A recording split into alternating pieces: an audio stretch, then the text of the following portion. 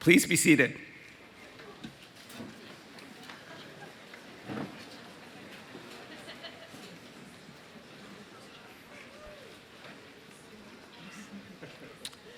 Good morning, all. I'm Garry Jenkins, the 9th president of Bates. Welcome to the 160th commencement of Bates College.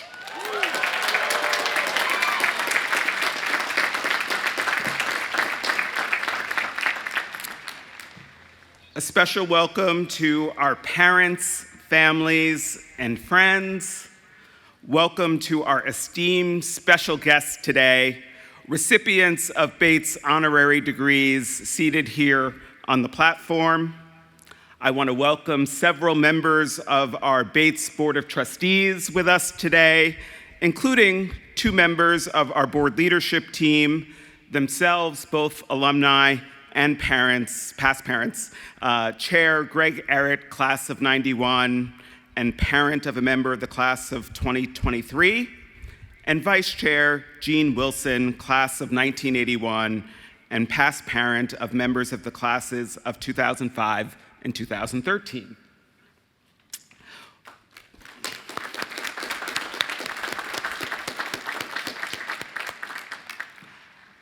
Welcome, Bates faculty and staff, and welcome graduates of the Bates class of 2026.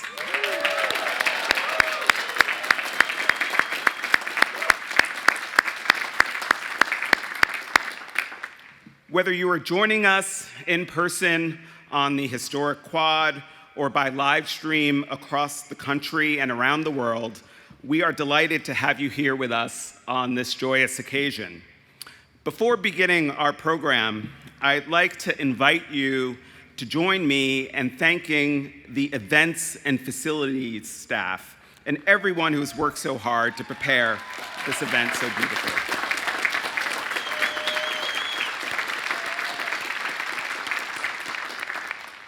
Seniors, let's also take a moment to express the gratitude I know you all feel for all the family, friends, and loved ones here or spread across the globe, and for the faculty and staff who have been behind you, supporting you, encouraging you at every point along your path to this momentous milestone.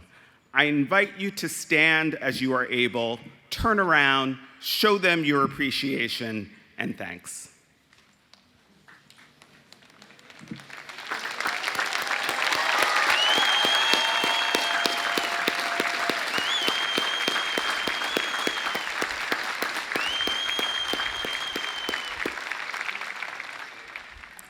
Thank you. Members of the class of 2026, you are a remarkably accomplished group. 480 of you will march across the stage this morning, representing 41 states and the District of Columbia and 30 countries. 59 of you are the first in your family to graduate from college.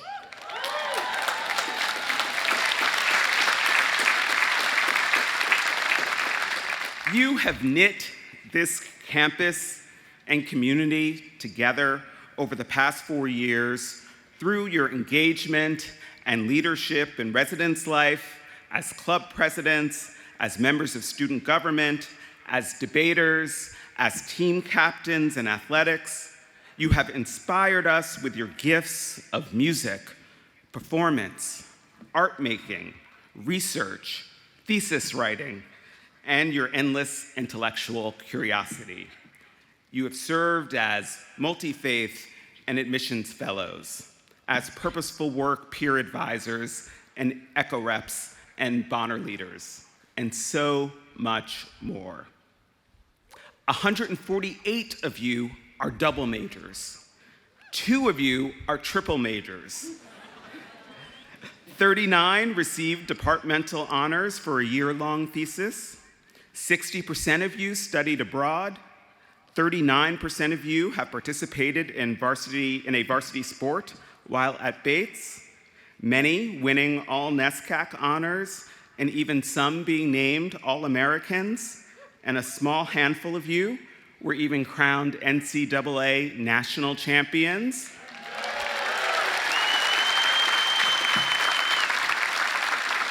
And just this weekend, national runner-up.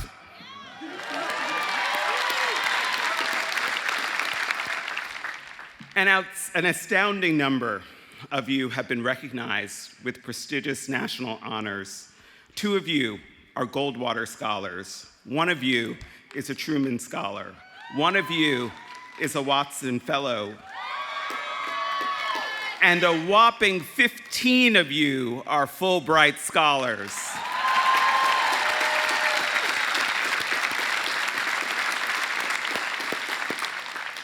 And while we're talking about national honors, how about the fact that 2 of your Bates professors won Guggenheim Fellowships, among the most respected honors in the American Academy?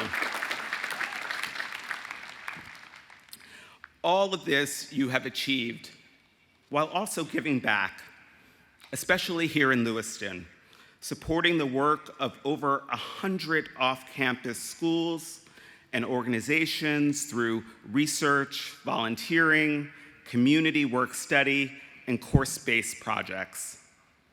You are now off into the world. Some of you to continue your education in fields like law, medicine, national and international security, education, architecture, and engineering. You will study at the University of Chicago and the University of Pennsylvania, Harvard and Yale, Duke and Johns Hopkins, Brown and Georgetown, University of Cambridge and King's College London, and more.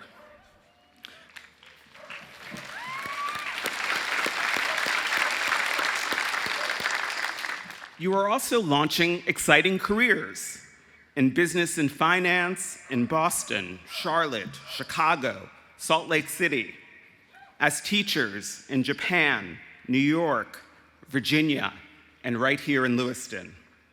You'll be working in AI, on congressional campaigns, in medical and scientific research, in legal services, and in higher education administration. And some of you are still deciding what's next, or taking more time to open the doors you wish to walk through. We are excited for all of you. And we know that with your liberal arts education, you are well poised to flourish and make meaningful contributions in whatever you pursue. Let me just share a few brief thoughts about where you've been and where you're going. You are not here by accident. You identified something in Bates that made you want to become part of this special community. And Bates identified something in you that told us we would be better for bringing you here. There are a million different qualities and experiences that you and only you have had that made you an essential part of the Bates community and that have prepared you for a bright future ahead.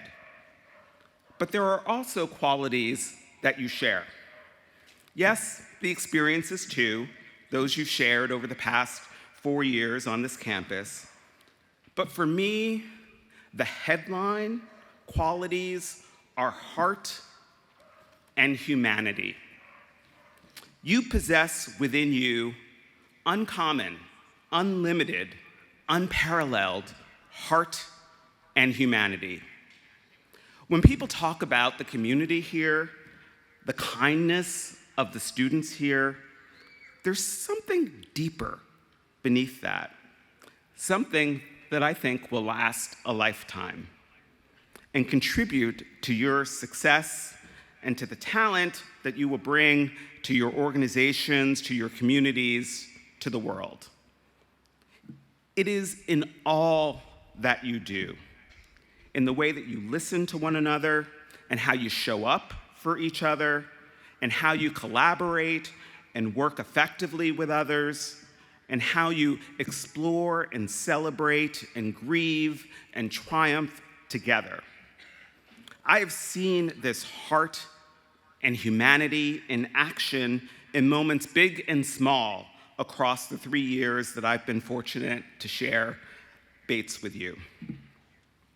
And I'll tell you something. It's deep, it's real, and it's not to be taken for granted.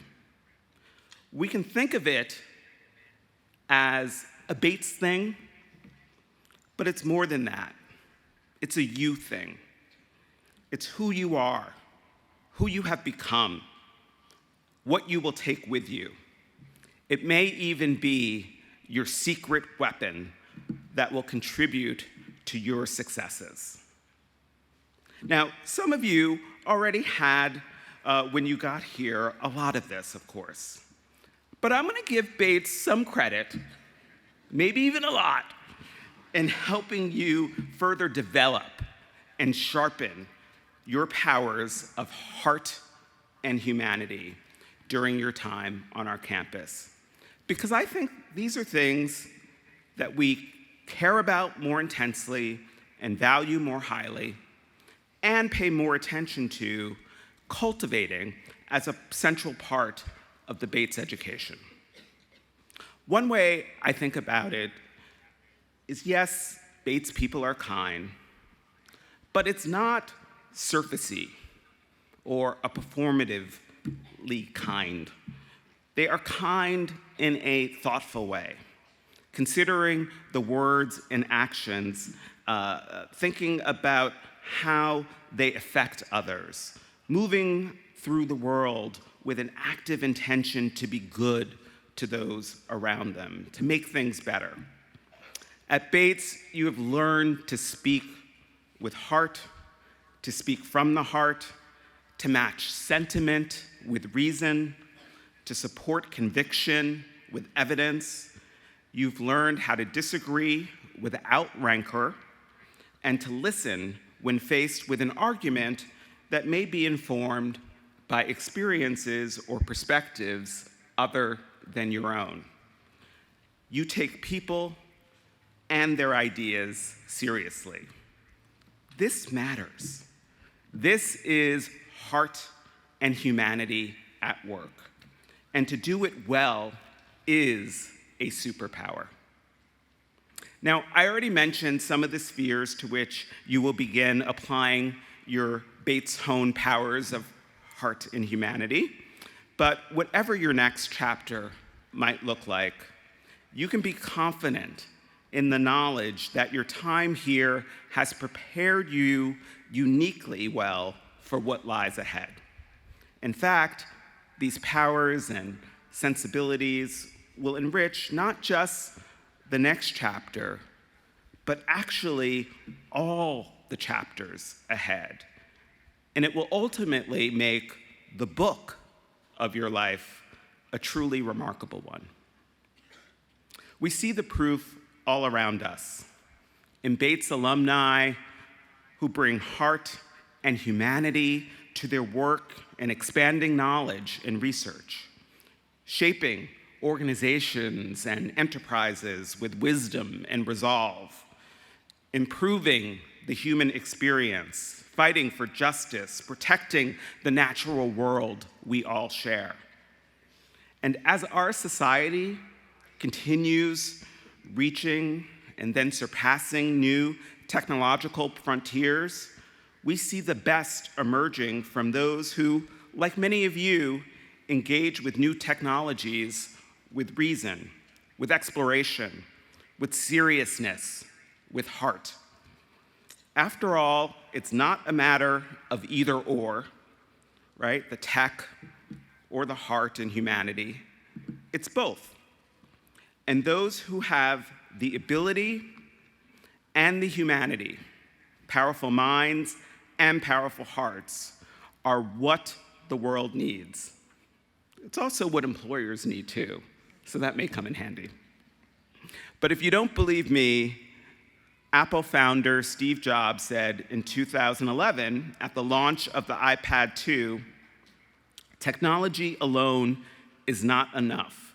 It's technology married with liberal arts, married with the humanities, that yields us the result that makes our hearts sing. Heart and humanity. Bates class of 2026, you all make my heart sing. Because whatever you do, I know you will do it with heart and humanity. And in so doing, you will elevate both the realities and aspirations of those around you, making this world a better place. You have all you need to succeed in whatever you choose. And whatever you choose, wherever life takes you, your college will always be here for you, cheering you on. We are so very proud. Thank you.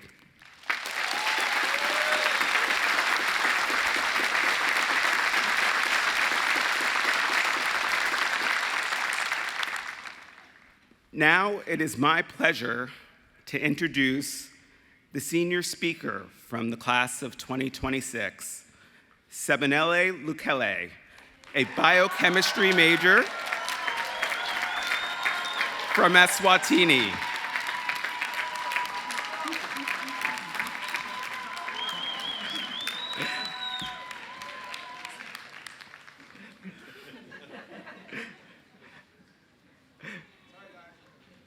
All right, Sebenele, the floor is yours.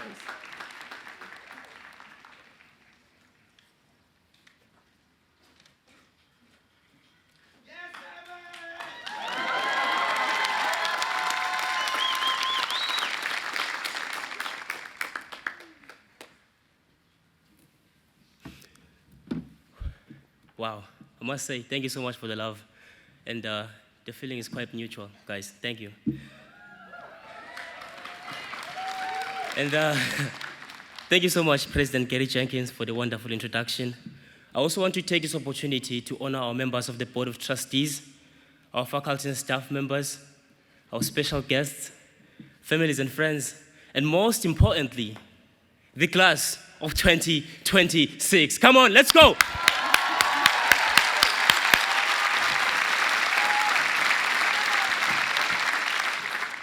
I want to begin with something simple. I am proud of us. If you look around, you'll recognize people who, in big and small ways, have shaped your experience here at Bates. Be it a friend, a classmate, or even that one stranger who once held the door for you at Commons with a smile after a long 8 a.m. reminding you that you still got this. These moments may seem small, but together, they are what made this place feel like home. And now we are all here, wearing our black gowns, ready to finally toss our caps. However, this moment only draws its meaning from the journey that brought us here. So I will take my step back and say it again. I am proud of us. And not just because we're graduating, but because of what it demanded of us and who we had to become along the way. See, choosing Bates for me was never just about choosing a college. It was choosing a particular kind of education.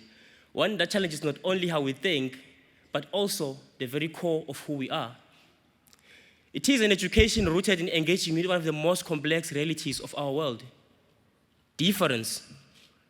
See, I personally find this funny, but when I first applied to Bates, I read the mission statement with a goal that is familiar to a lot of us here, which was to, reference it in my application essay in order to suddenly sound more convincing to the admissions committee. We all know how that goes, right?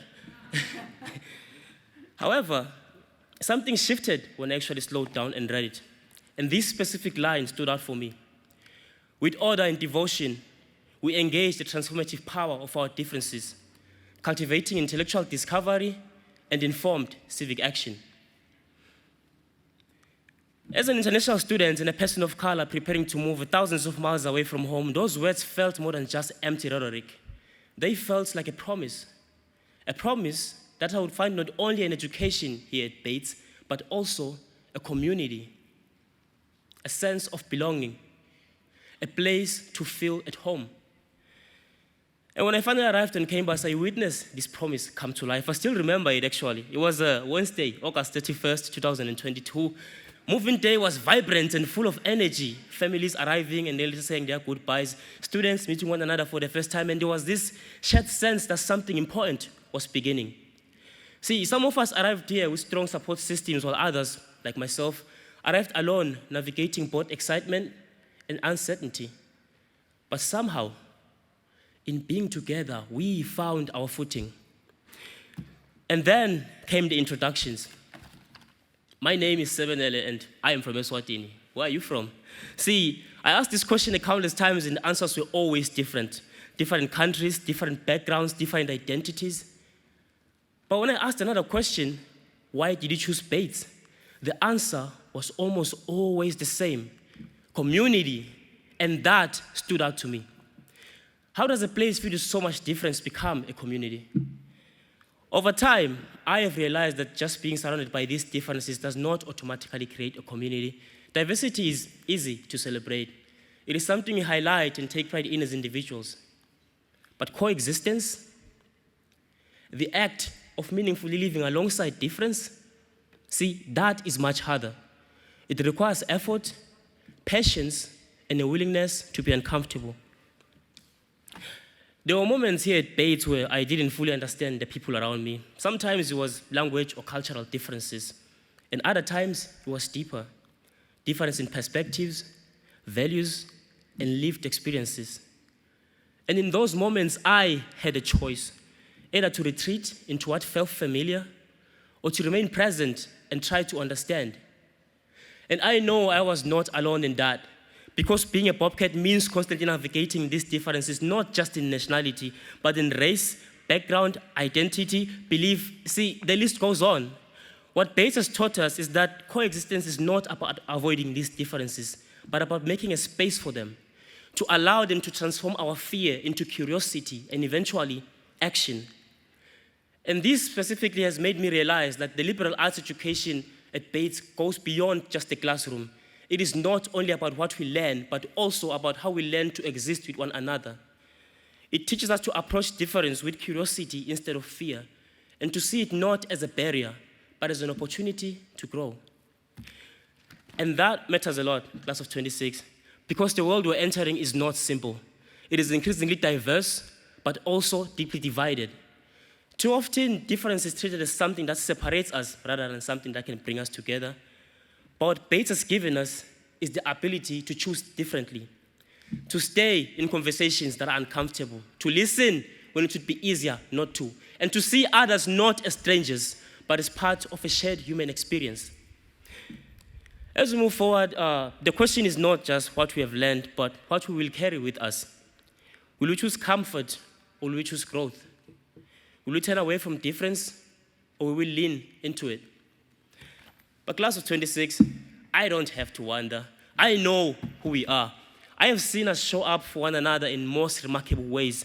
I have seen us fill Alumni gym to push our basketball team and volleyball teams to greater heights, build genuine relationships with staff in commons, custodians, professors, and faculty members whose care often goes unnoticed.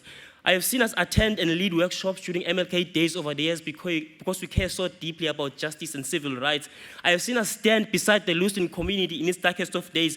We have always taken the risk to advocate for what is right in our communities whenever the opportunity presented itself. We are a generation of leaders, doers who challenge the idea that difference cannot exist in the same space with understanding and respect.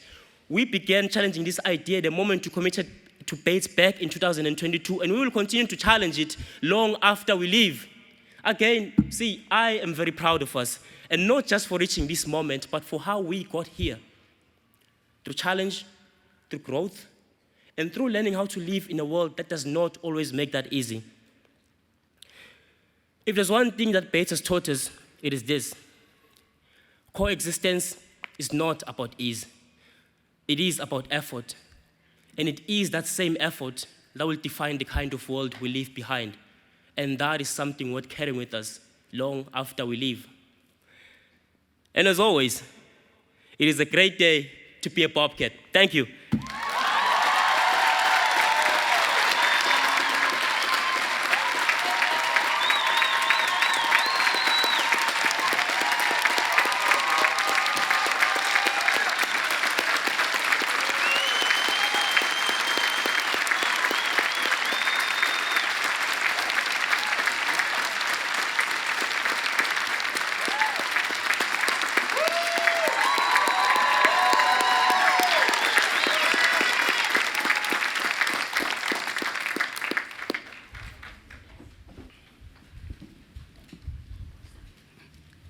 Sebe, I'll give you your phone later. I think you forgot it.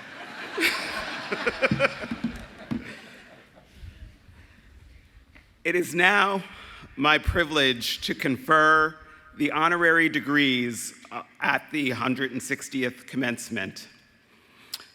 We are joined today by three extraordinary individuals with whom our graduates will share the distinction of a Bates degree. First, a note, we had announced that Bates would present an honorary degree to Ru Gunawardena, director of the Allen Institute of Cell Science, a member of the Bates class of 1995. However, a family health emergency ultimately required her presence elsewhere this weekend, so we have to postpone the presentation of her degree, and we hope to honor her in a future year. But we do have our three remaining recipients with us, and I am so pleased to give those awards alongside our wonderful Vice President for Academic Affairs and Dean of the Faculty, Joanne Roberts. Please join me.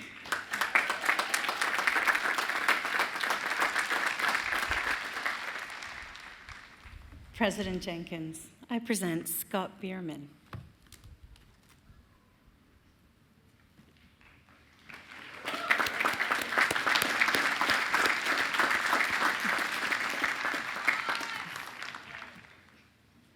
For nearly a century, a car approaching Northfield, Minnesota on Highway 19 would come upon a sign announcing it is the home of cows, colleges, and contentment.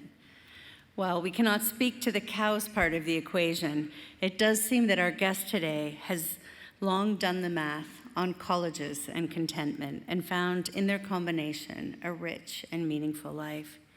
He is a distinguished and widely respected teacher, a scholar, and an academic leader who has served 3 liberal arts colleges with unparalleled vision, dedication, and grace. After earning his PhD in economics at the University of Virginia, he spent 27 years at Carleton College, one of the 2 Northfield colleges referenced in Cows, Colleges, and Contentment, serving as professor of economics, Ada M. Harris Chair of Teaching Social Science, and Dean of the College. He retired as president of Beloit College in Wisconsin in 2023 after 14 years of service. And he's also one of Bates' own, a member of the class of 1977 with majors in economics and mathematics, and a 3-term member of the Bates Board of Trustees.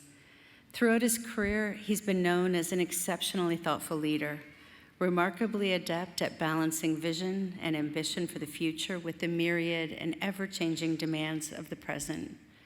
Upon his retirement from Beloit, he was cited for leading with both his head and his heart, setting high standards, empowering shared decision-making, and demonstrating empathetic leadership during pivotal moments.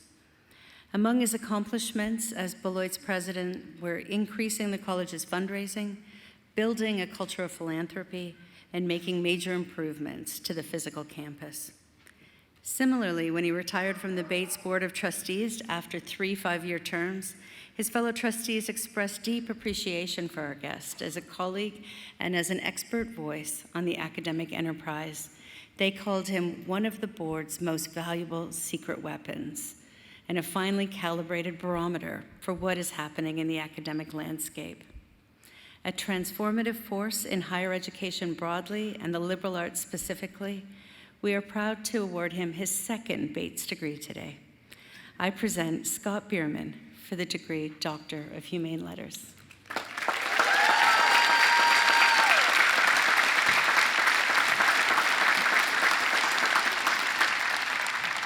Scott Bierman, while we grant that other outstanding liberal arts colleges have a legitimate claim on you, we are proud to have known you first and longest of them all. You are a teacher, scholar, and leader of the First Order. You have made all of American higher education better and stronger across the breadth of your remarkable career. Therefore, by the authority vested in me,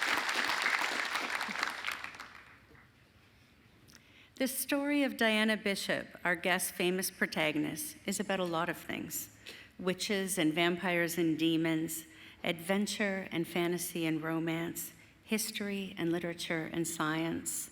It's also about self-determination, understanding one's own identity, talents, and ambitions, and charting one's own course for the future, not letting the past or the expectation of others become barriers to living a full and intentional life. Indeed, the story of Diana Bishop is, in a way, a story about finding purpose. And because our guest made Diana a graduate of none other than Bates College, Diana feels a sense of purpose in her very bones.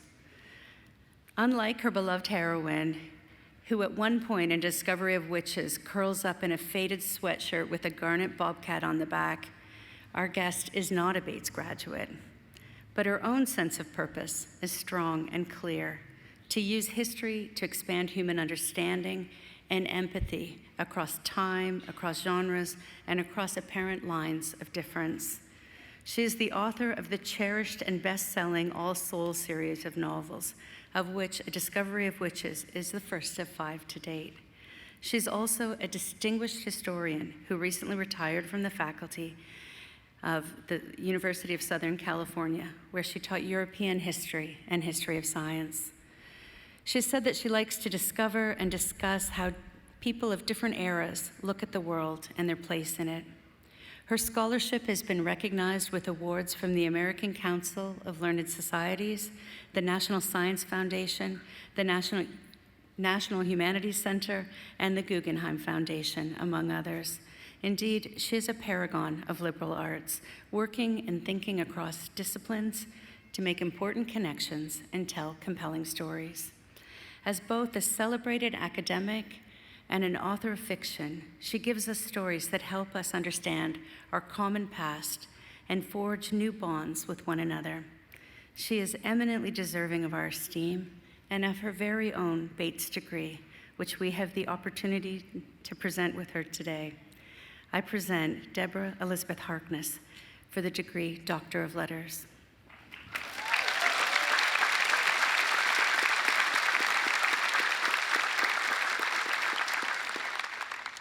Deborah Elizabeth Harkness, you once said that fiction is a laboratory for empathy, that it can provoke us as readers into feeling curiosity rather than judgment about those whose ways of being are different from our own. Your work, both your novels and your scholarship, is a model for engaged and empathetic exploration and understanding. Therefore, by the authority vested in me, I confer on you the degree of Doctor of Letters honoris causa, with all the rights, privileges, and responsibilities thereunto appertaining.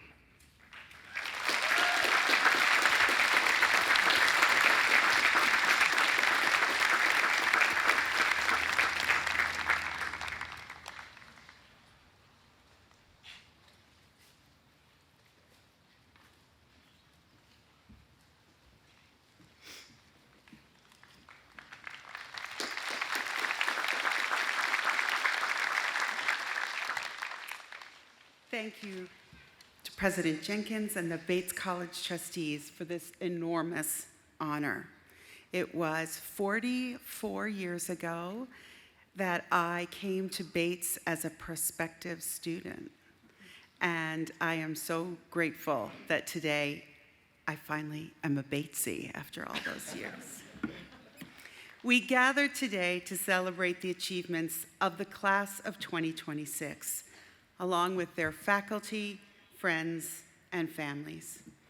I've been invited to send the graduates off with what has traditionally been a few rousing words about their glowing future. It's a difficult assignment as we are amidst what pundits, headlines, and influencers assure us are unprecedented times of chaos and uncertainty. Whenever unprecedented is used in a sentence, however, historians hear alarm bells. Unprecedented, we mutter to ourselves. What's unprecedented? Empires have fallen before, institutions have crumbled before. Great innovations have ushered in changes, positive and negative, before. For historians trained to detect patterns in past events, it's easy to find earlier analogs to today's most pressing problems. Now, this is why you should always think twice before you invite someone like me to dinner or to give a commencement address. A historian will regale you with countless examples dragged out of the past that prove there is nothing unprecedented under the sun. Climate change, new epidemic diseases, and famine have plagued the planet before. Cherished norms have been abandoned, new technologies have shattered old certainties, and every progressive step was eyed with suspicion by someone. Not even information overload is new.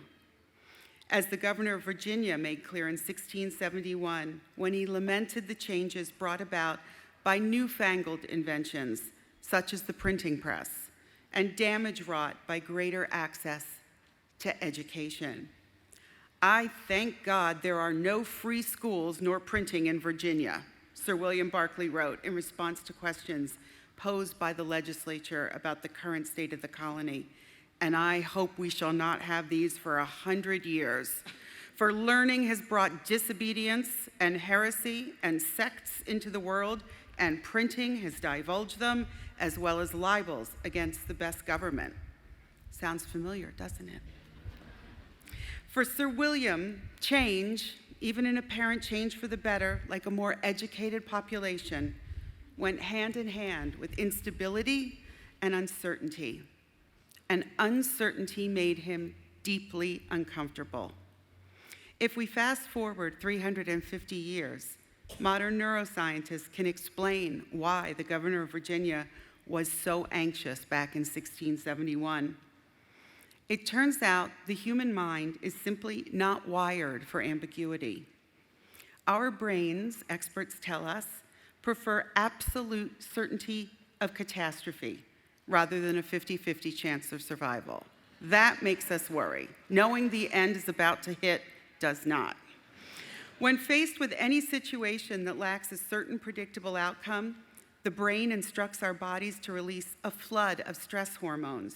We become hypervigilant and at the same time unfocused, forgetful, and less able to think critically. Even worse, feeding more information into the brain, as the one-time governor of Virginia suspected, does not necessarily improve matters. Exposure to more data and interpretations, and therefore more possible outcomes, only makes us less certain, and our unease and agitation grow. Berkeley wasn't wrong in believing the 17th century was a period of intense change in Western Europe, rather like our own time. Nor was he alone in finding it inhospitable and uncertain at times. Warfare and plague were endemic, leading to massive fatalities. The climate change known as the Little Ice Age reduced the amount of arable land, leading to famine and poverty. The once mighty Catholic Church was opposed by an increasingly pluralistic religious landscape.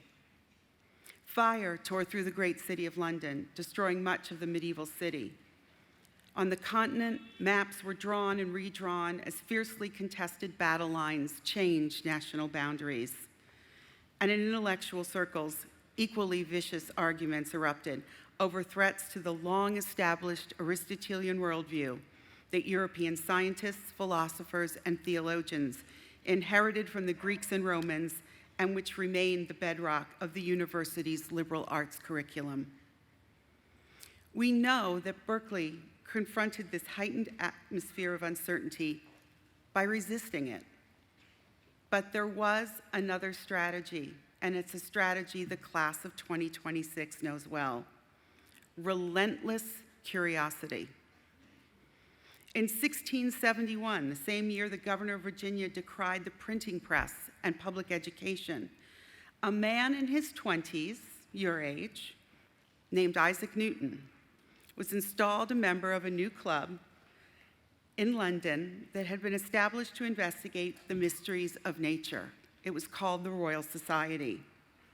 You may not have heard of William Berkeley before this morning, but you've no doubt heard of Isaac Newton, his legendary apple, and his efforts to translate the operations of nature into natural laws that could be expressed mathematically.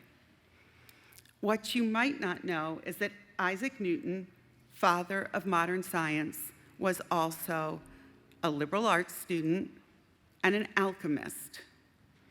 Most of you have tripped across an alchemist or two in your reading, most notably the once obscure but no longer obscure medieval French alchemist Nicolas Flamel, whose search for the Philosopher's Stone, transmuted into the Sorcerer's Stone for American audiences who might be put off by the mention of philosophy, sorry to the philosophy department, was crucial to a series of children's books you might have read.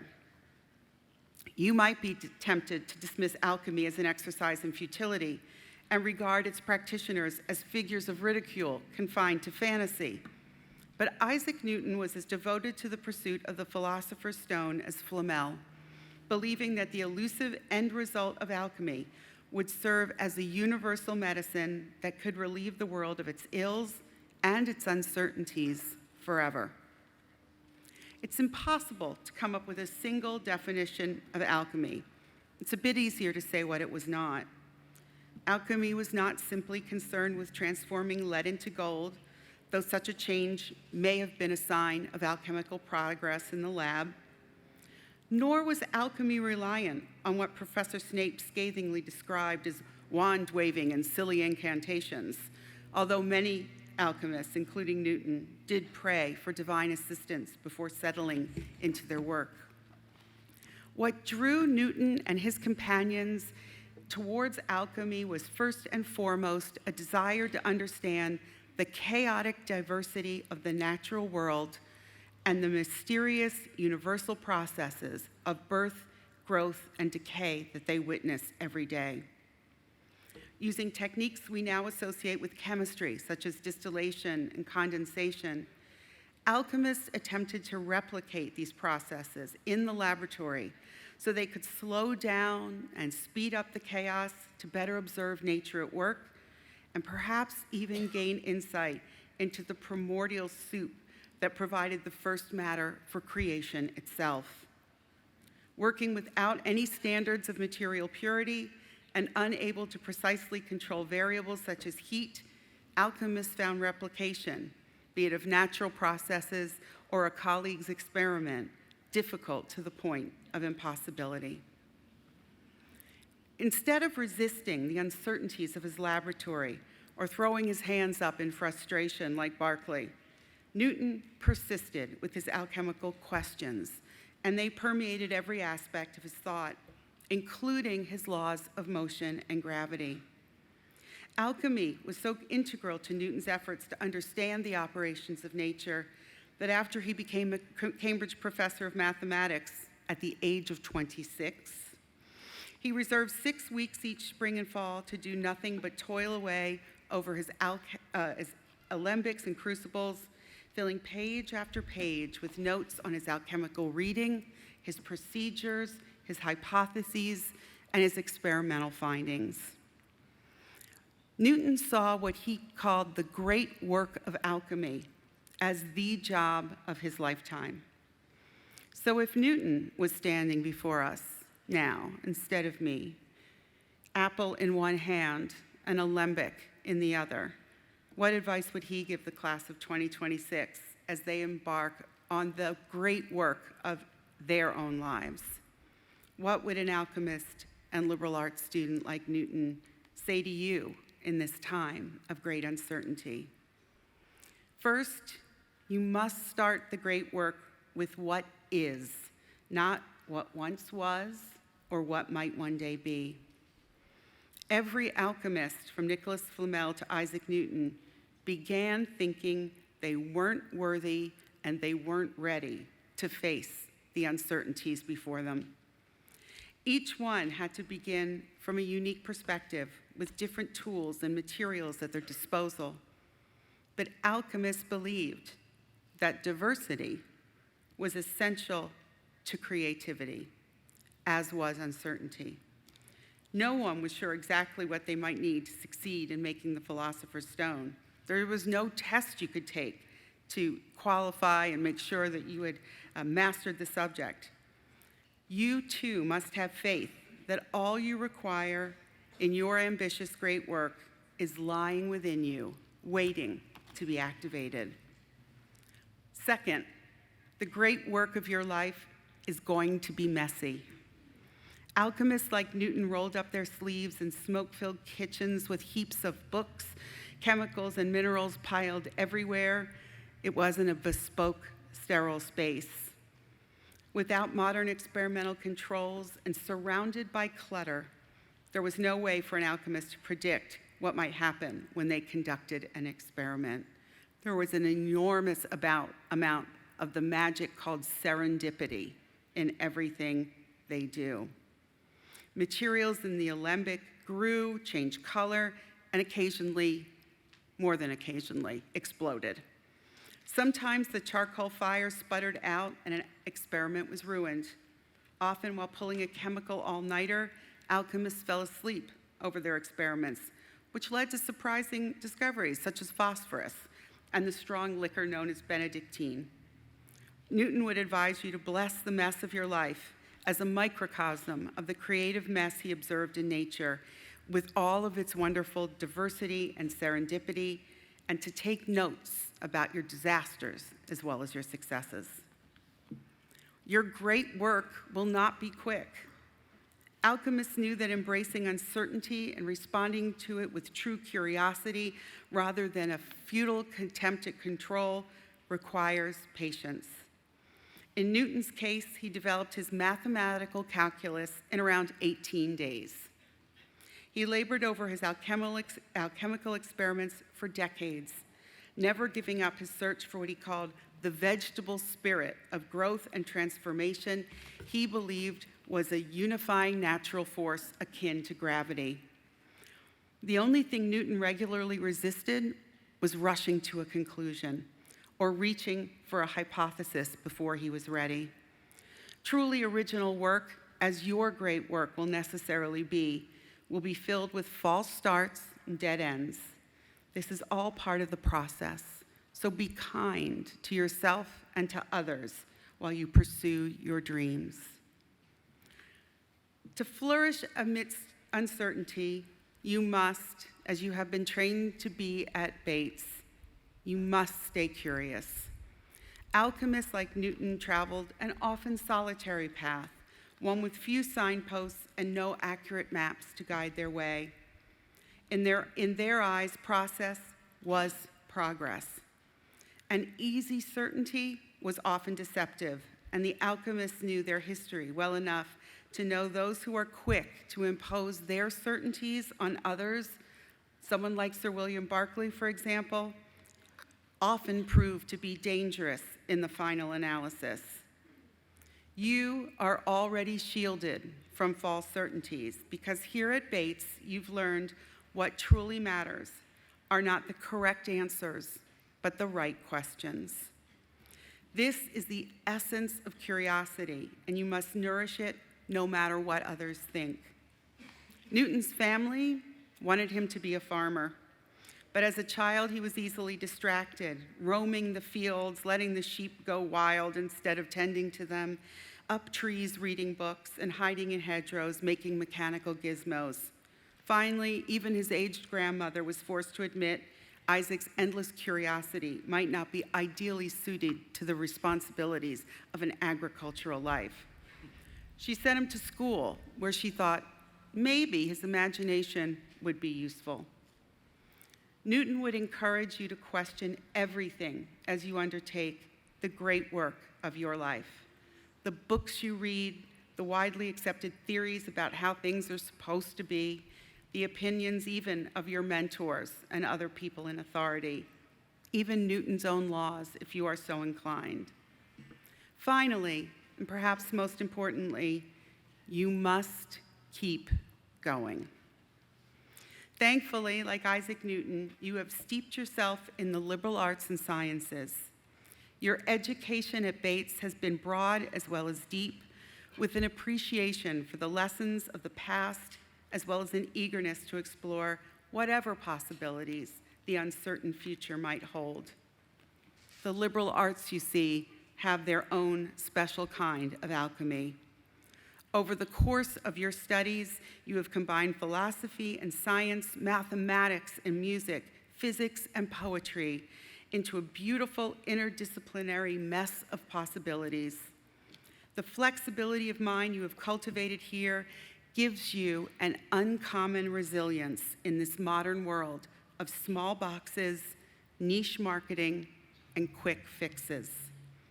It will not always be easy to pick yourself up, flex your intellectual muscles, and go back into the laboratory of life.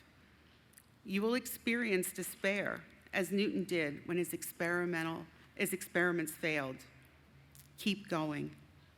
You will endure nights of fevered productivity and stay up far too late to get down one more idea or make one more observation or write one more song. Keep going. When opportunities come to you masked as trials and tribulations, smile at them, greet them as a friend, and keep going. As you leave Bates, you may be filled with uncertainty, but you walk in the footsteps of the other alchemists and liberal arts graduates who have gone before you. You're ready for your great work. If you falter or stumble, ask yourself, what would Isaac Newton do? And remember these three truths. What you resist persists, so be curious instead. Your resilience is your superpower. And the magical phrase that opens all doors is not abracadabra, but I wonder. Newton, Flamel, myself, all of the fellow alchemists in the class of 26 will be with you in spirit with every extraordinary step you take. Thank you.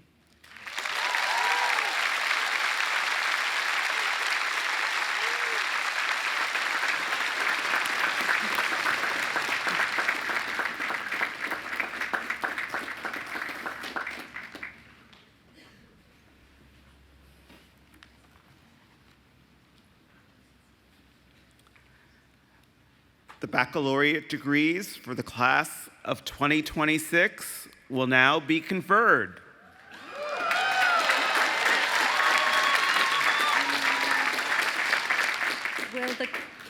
Will the class please stand?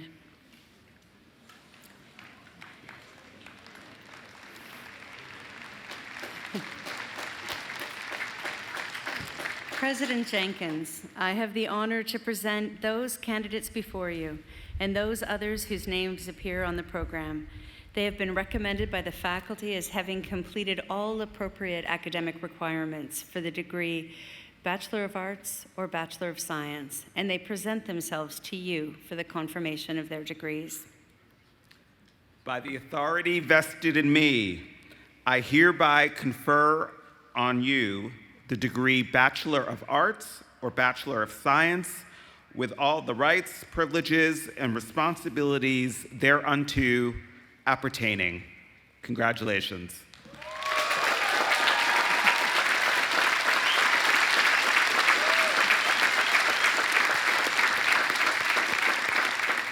You may be seated. I will read the names in alphabetical order. Will the members of the class of 2026 please come forward to receive their diplomas?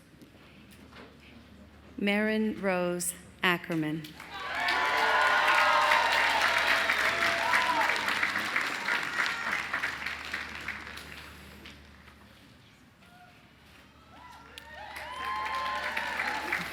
Danielle Marie Adams.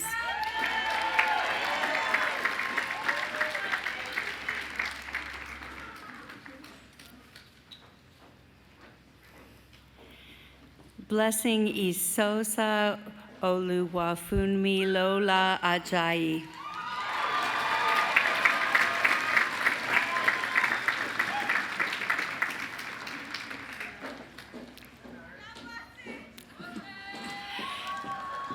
Tomas Alberola.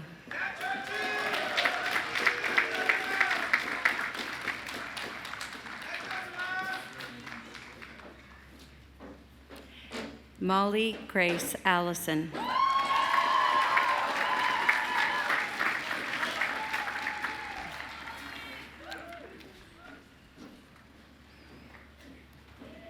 Robert Alexander Amundsen.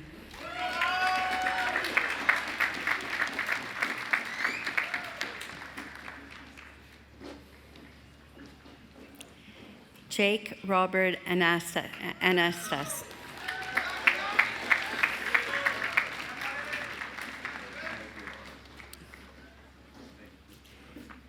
Charles Lee Anderson.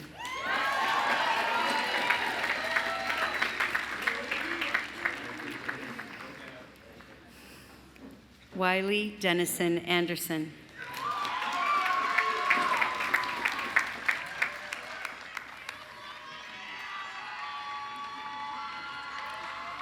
Nicholas Gordon Annenberg.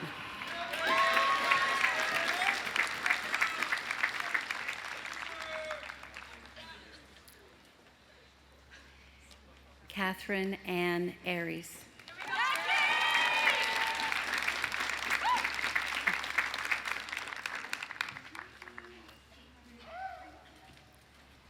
Maya Sophia Arnold Hazard.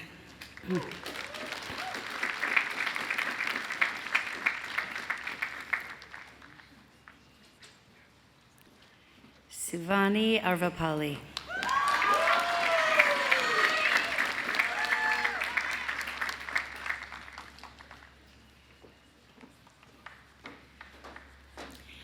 Elizabeth Haveo Kekua Asada.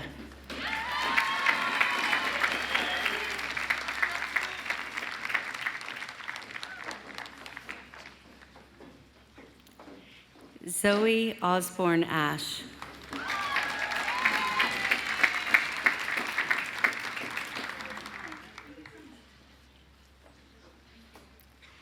Syed Shahir Asin.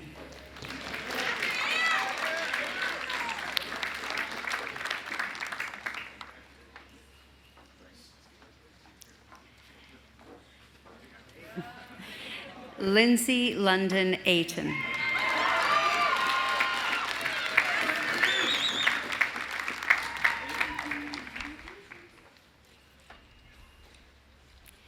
Allison Juliet Baker.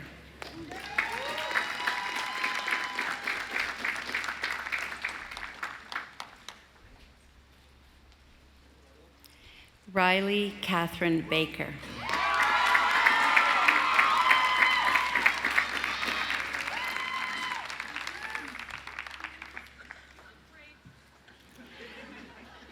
Luca Banya Vax.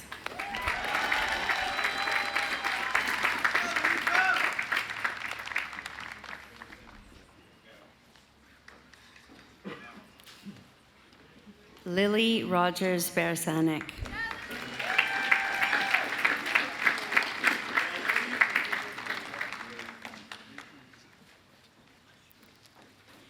Lucy Lisa Batras Rodriguez.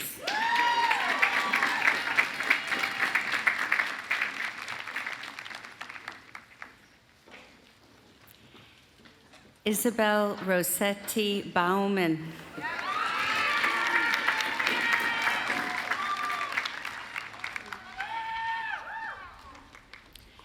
Matea Grace Baumgardner.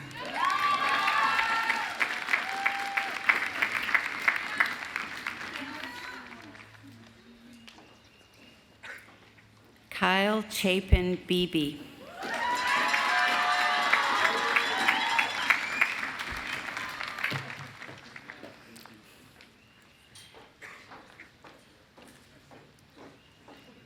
Leah Rose Belber.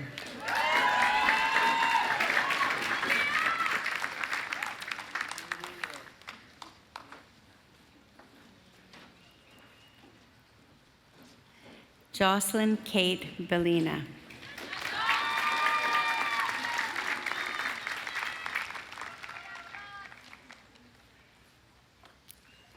Liza Lee Bell.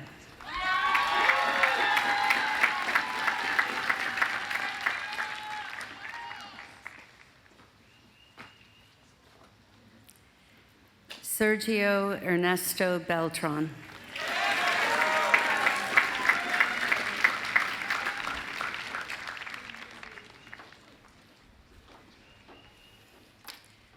Parker Huen Benningfield.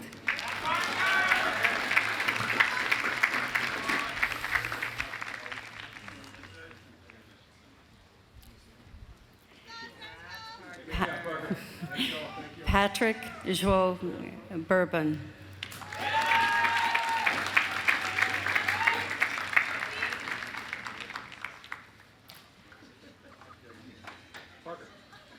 Catherine Rita Berg.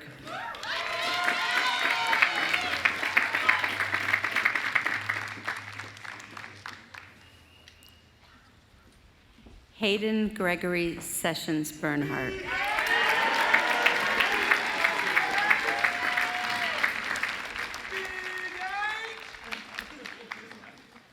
Sydney Schwartz Bernstein.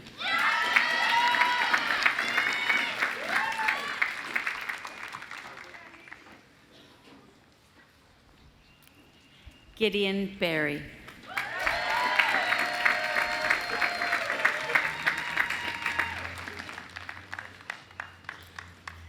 Paige Lucille Billage.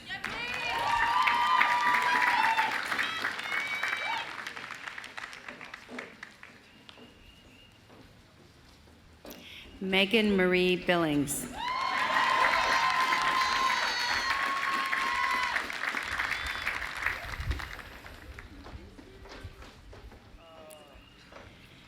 Sienna Rose McDonald Bird.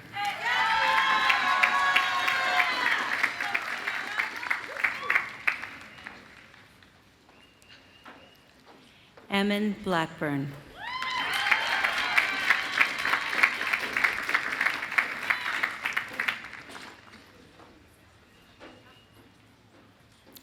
Hadley Barbara Blodgett.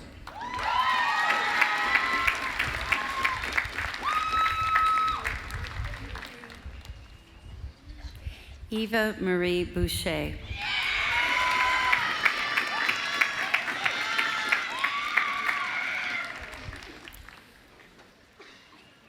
Evan Daniel Boxer Cook.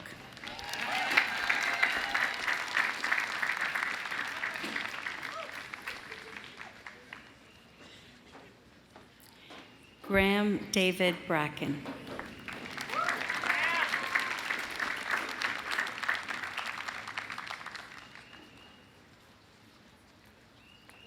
Shane Patrick Broughton.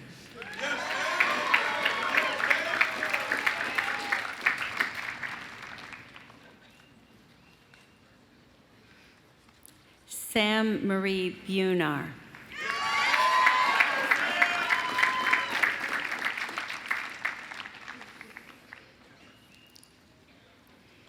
Emma Suzanne Burke.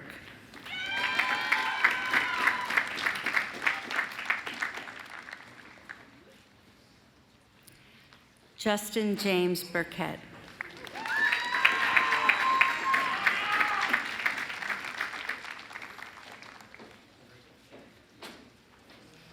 Kayla Ellen Burnham.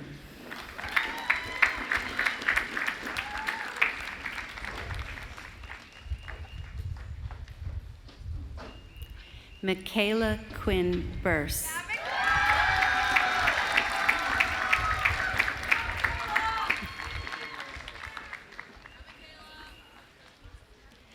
William Henry Butler.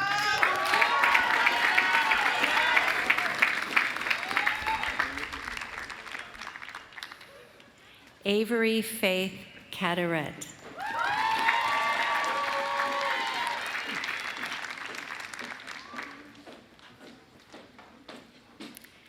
John Rocco Campana.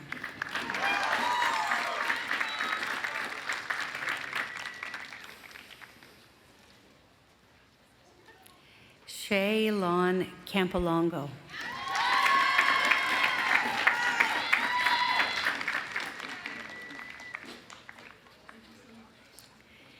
Sam Elliott Kaplan.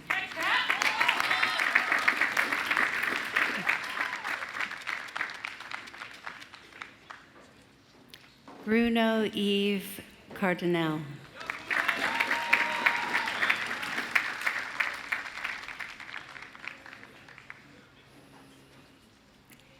John Paul Carrier.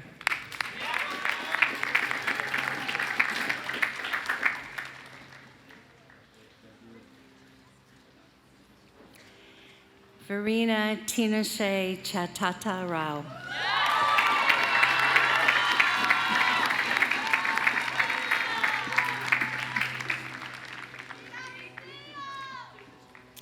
Chester Chen.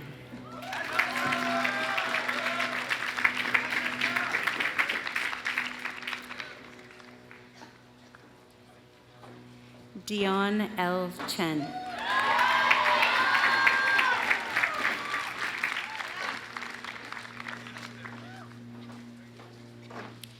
Karen Chen.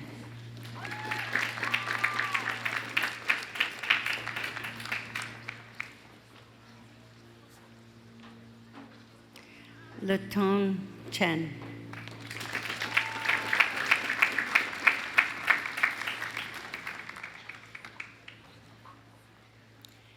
Laith Sheikh Ruhu.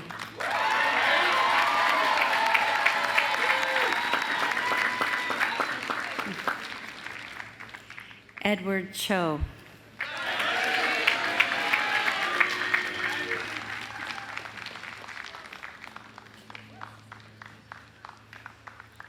Carly Rose Civarelli.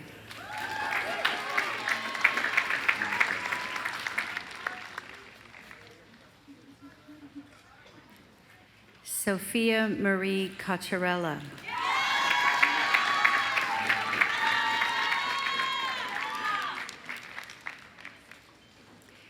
Lauren Elise Cockrell.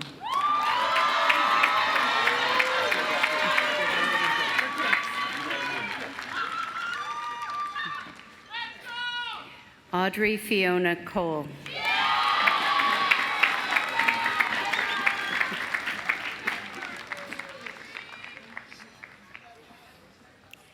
Jackson Riley Collins.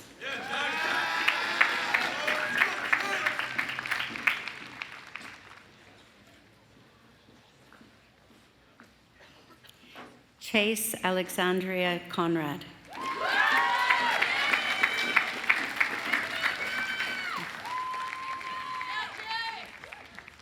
Jacqueline Marie Karachi.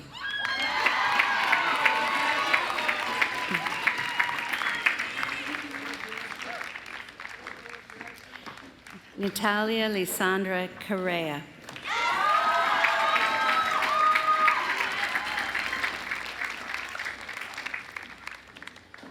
Gonga Amadeo Mira Corsero.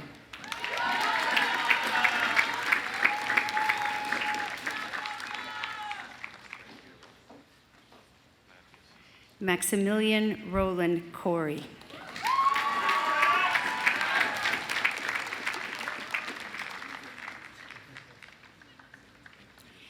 Evan Mateo Cox.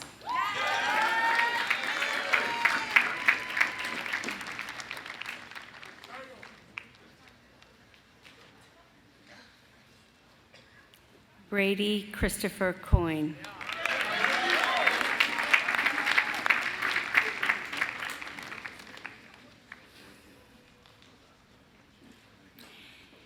Elliot Avery Kravitz.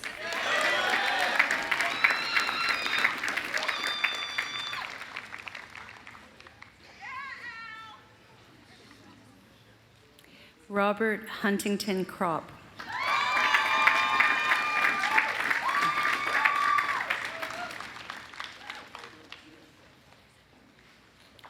Aidan Michael Cunningham.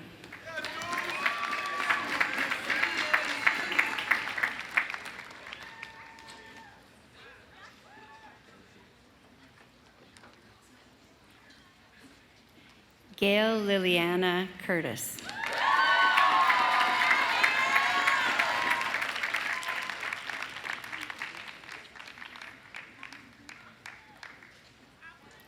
Felix Sharef Herr Danishman.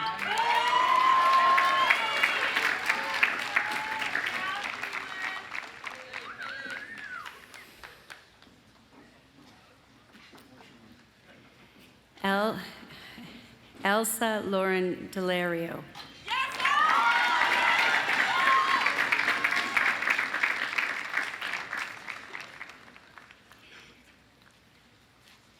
Emma Rose Davidson.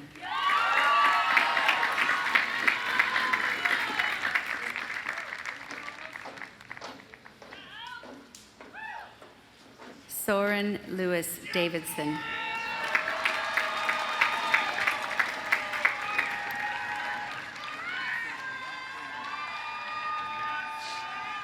Abigail Lee Davis.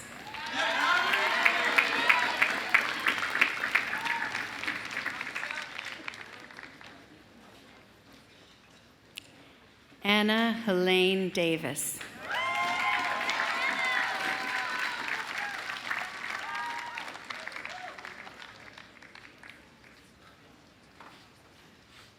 Gemma Jolie DeCarolis.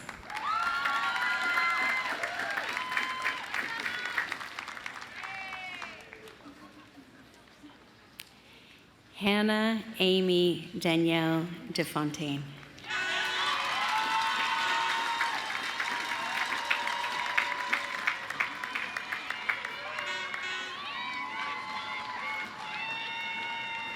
Cesar Andres Delira.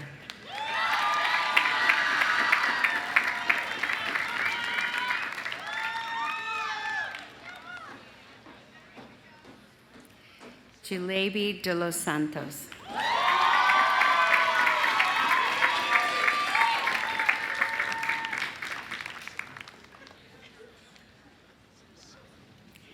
Luc Vincent Desmaisons.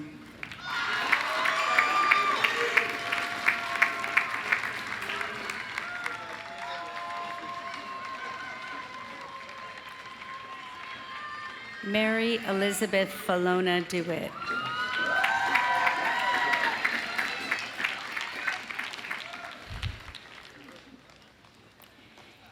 Damian Christopher DiGiovanni.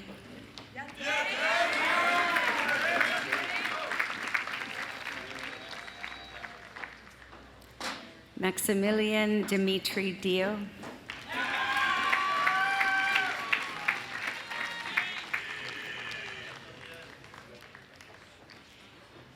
Eileen Ivy Dockery.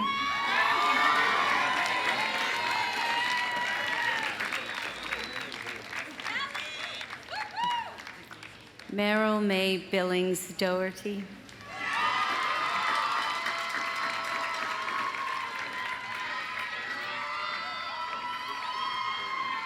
Megan Donahue.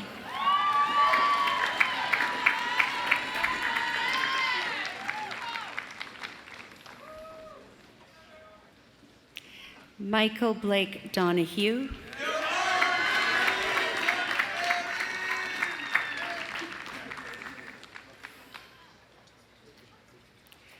Brody Keene Donker. Olivia Trufant Durian.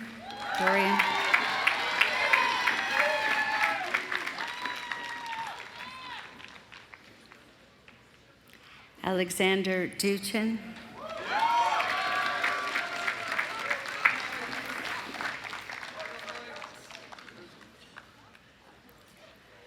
Colin Thomas Eaton.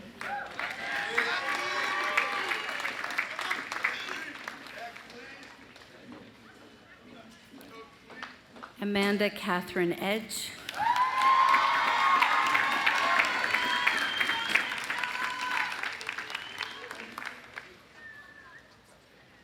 Henry McCook Ehrlich.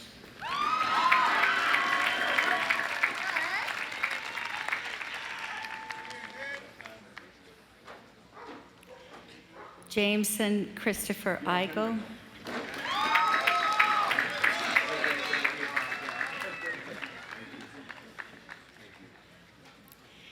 Peace Kamsio Chukwu Ekechukwu.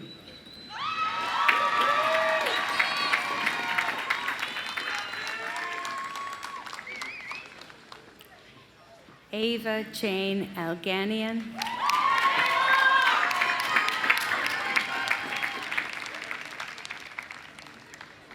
Yuka Enk Orhil.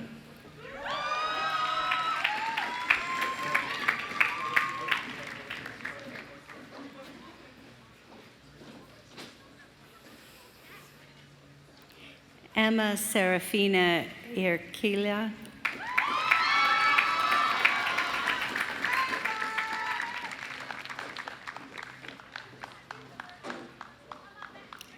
Audrey Elizabeth Estevas.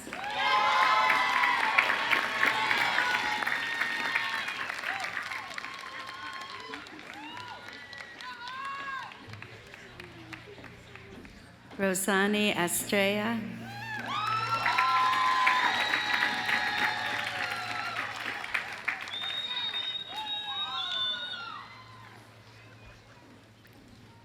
Amy Takahashi Evans.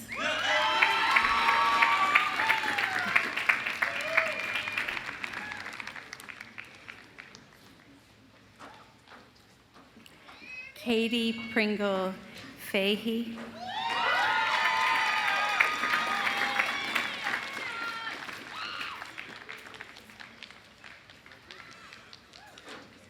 Olivia Page Fosera.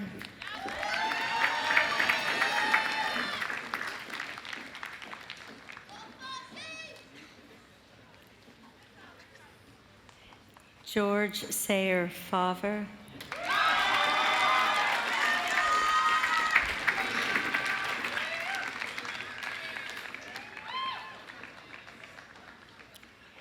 Estelle Mira Feinberg.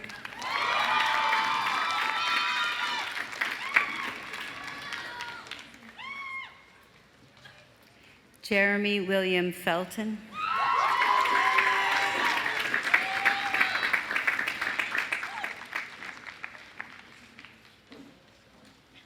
Gianna Antonetta Ferrara.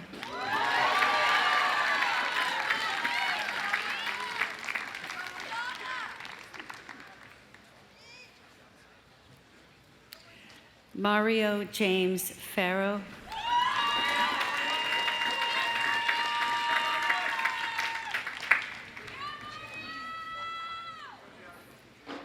Kaylee Nicole Flaherty.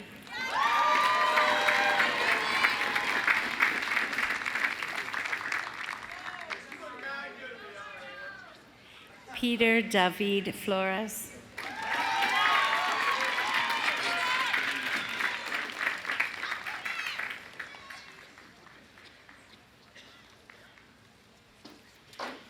Sawyer Flowerdew.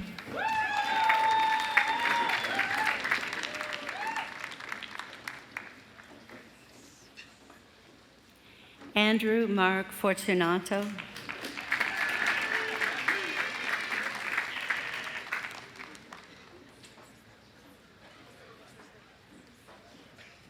Lane Thomas Fouché.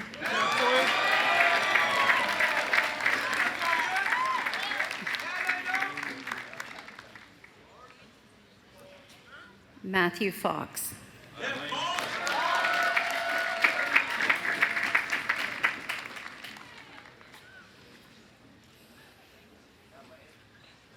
Quinn Elias Xavier Frank.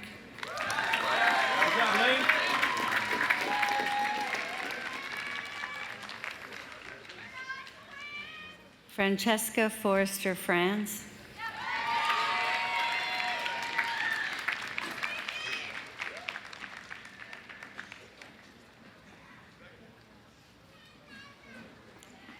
Luca Joseph Franzino.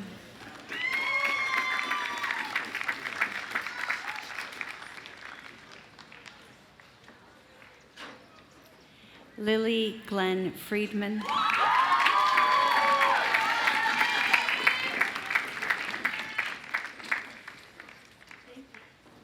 Samantha Lauren Freeman.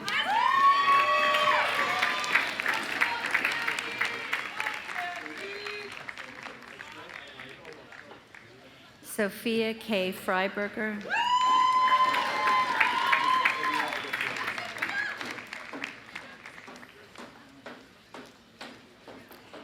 Carly Elizabeth Freund.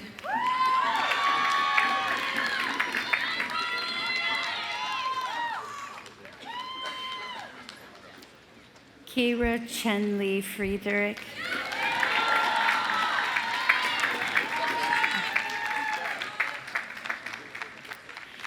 Lindley Isabel Northrop Friedman.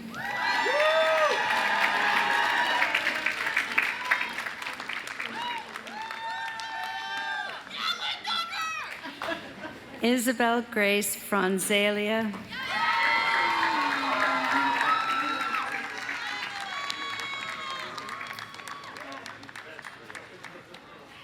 Reuven William Fry.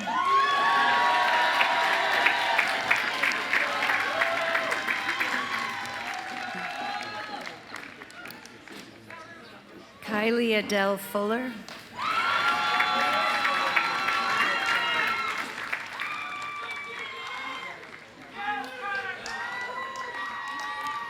Shira Hannah Futornik.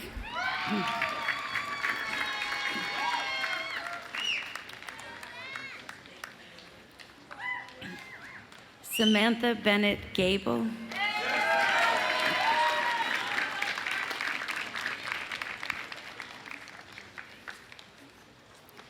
Elizabeth Gallegos Rodriguez.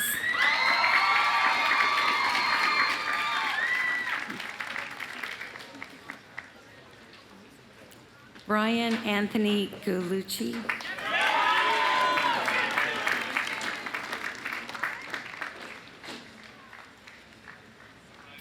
Owen Connor Gammo.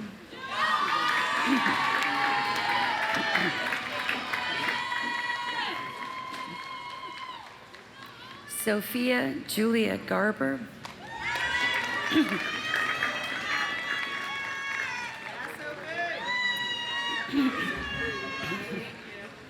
Jacobo Garces Ramirez.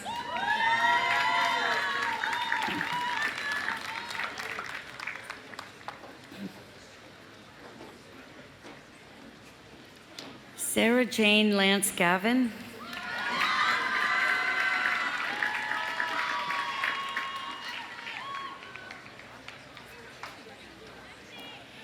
Aidan Nathaniel Gideon Hope.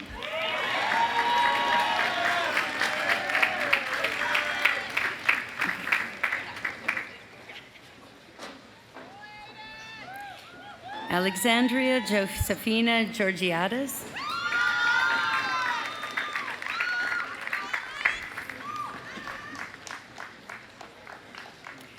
Connor James Garrity.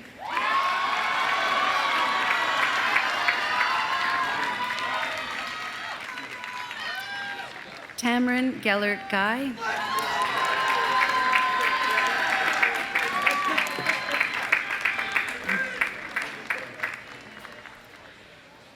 Uratrika Ghosh.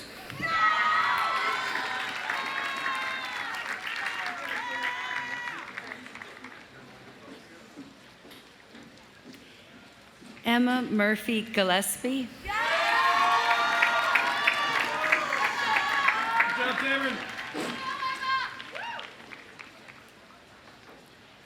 Sean Michael Gilliam.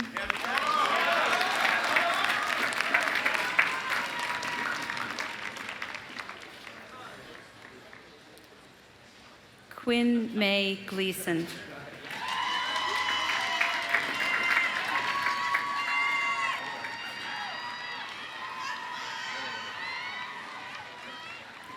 Alexis Villanueva Gonzalez.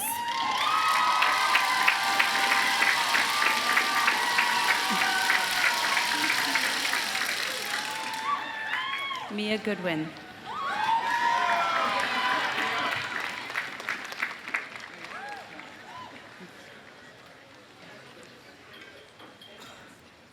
Summer Mary Gordon.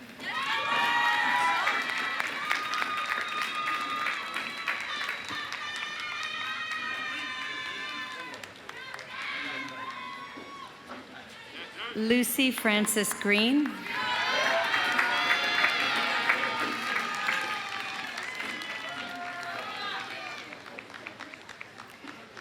Robert Presley Green.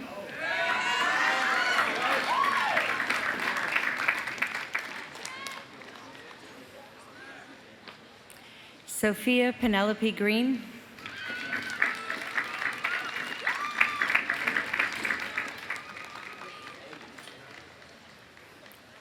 Kayla Lynn Greenberg.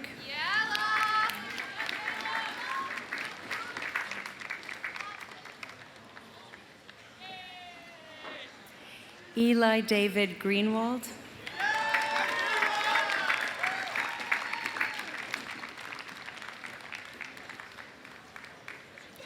Dimitri Alexander Grewal.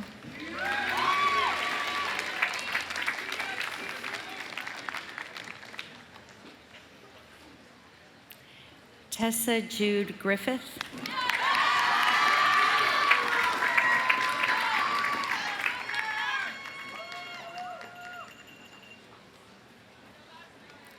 Yifan Gu.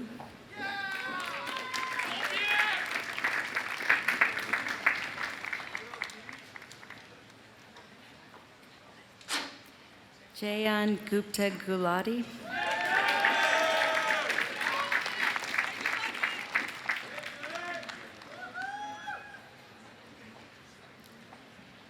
Eva Joanne Gulasarian.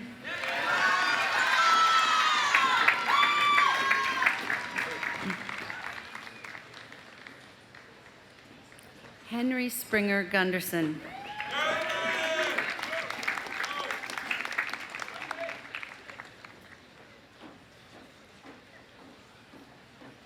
Sinai Ashton Hagino.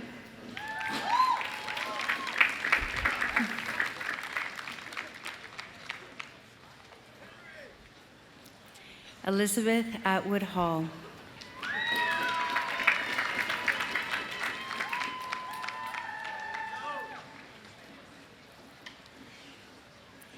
Garrett Joseph Hall.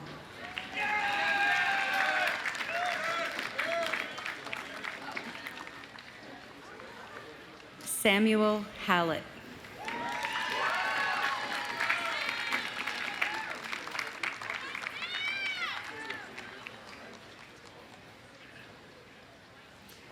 Luke Suwan Halligan.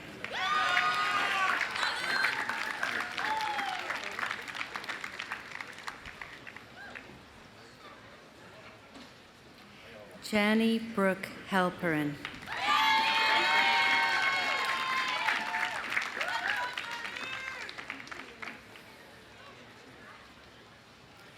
Ella Frances Hannaford.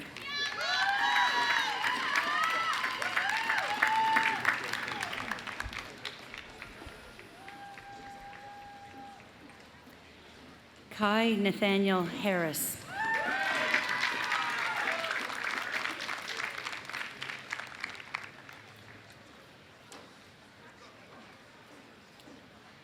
Brian John Hart.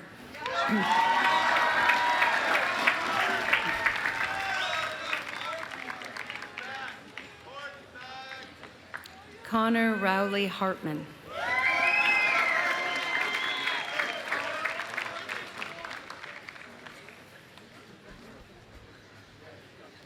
Jean-Pierre Heron DeLong.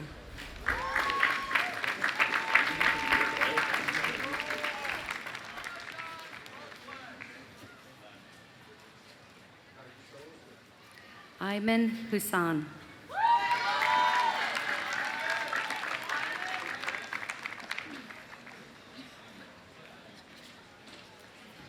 Ruby Phoenix Haylock.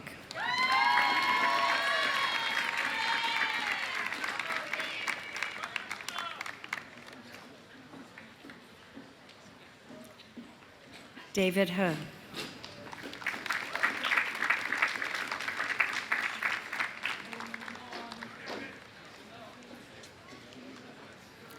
Zachary Stevens Henderson.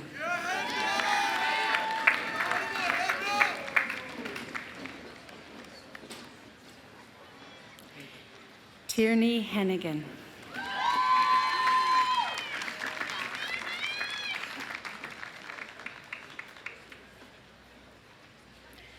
Kate Louise Human.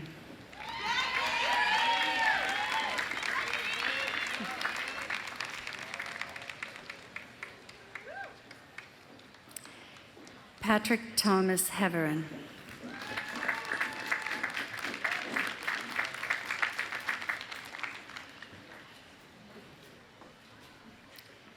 Trent Buckley Heber.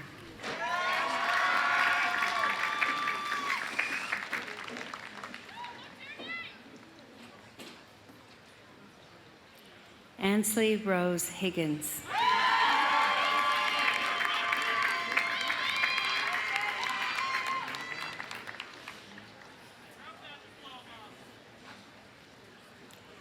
James Robert Hillers.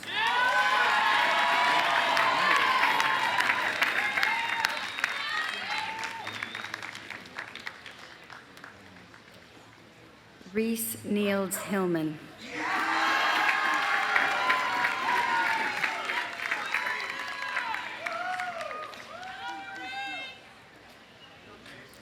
Lin Huang Fu.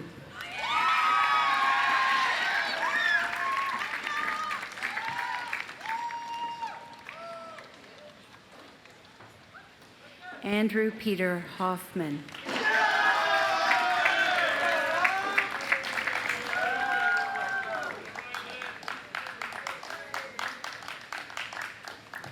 Elizabeth Charlotte Weaver Holcomb.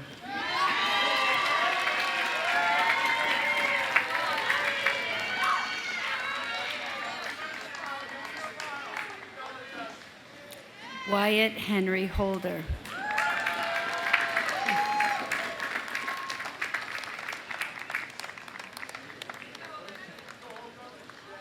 Mavi Hole.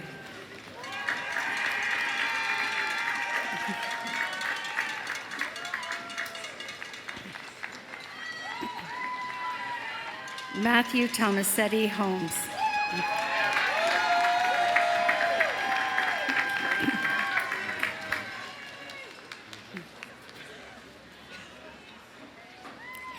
Georgie Hector Honeybone.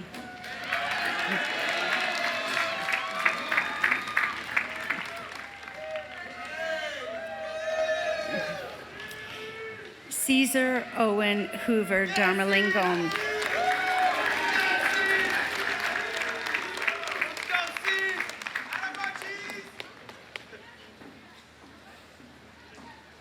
Hunter Jackson Huo.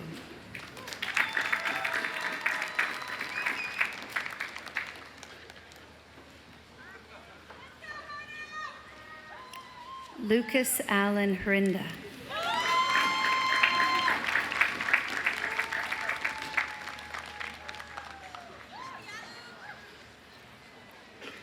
Quinn Edward Hughes.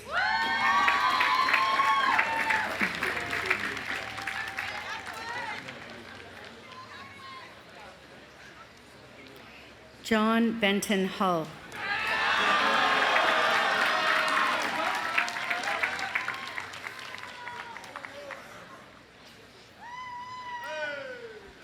Austin James Hurley.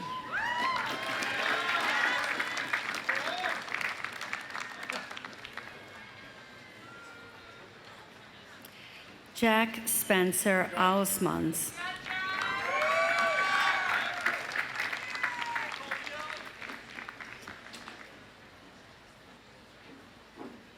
Sebastian Iacoviti.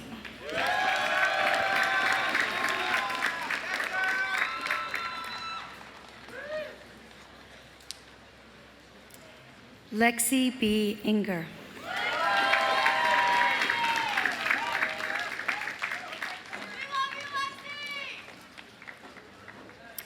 Wade Intrator.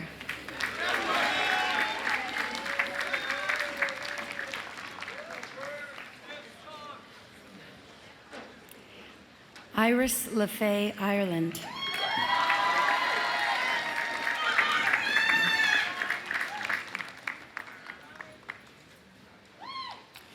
Anzal Ahmed Isaac.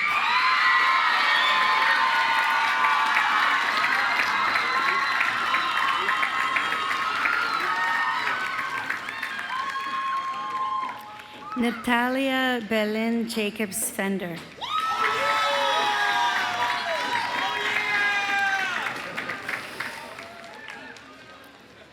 Kylie Marie Jacobson.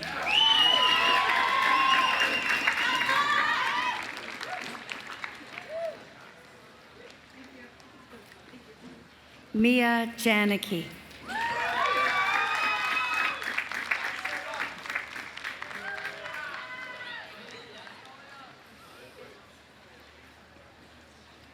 Ava Grace James.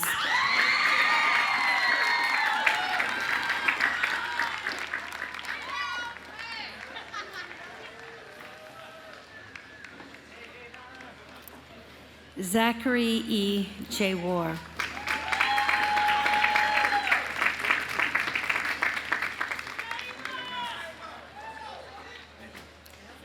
Amanda Nicole Jenkins.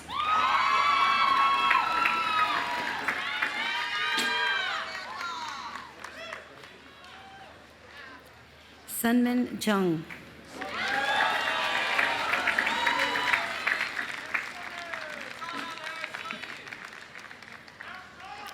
Moyang Jiang.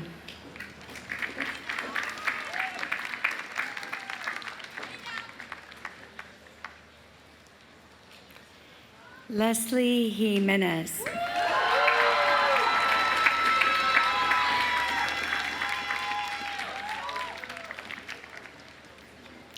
Mallory Blair Johnson.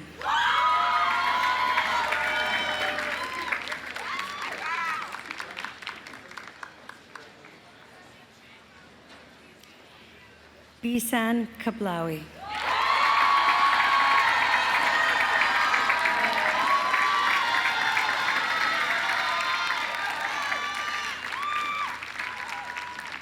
Maro Kalora.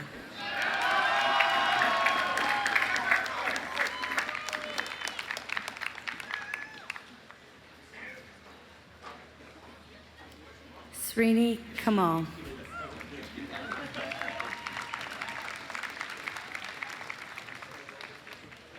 Audrey Carolina Chen Kamine.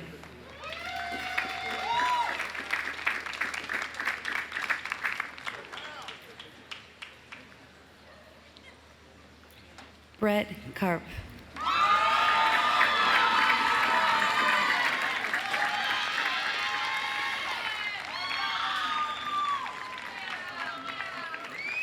Miles Lucas Kaufman.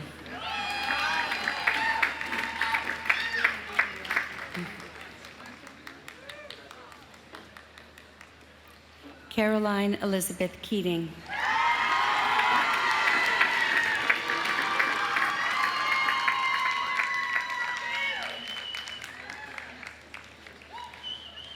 Michaela Corinne Kendall.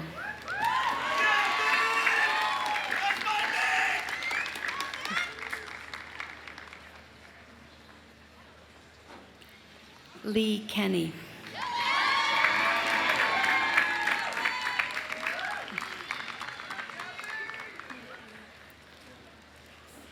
William Christopher Kenny.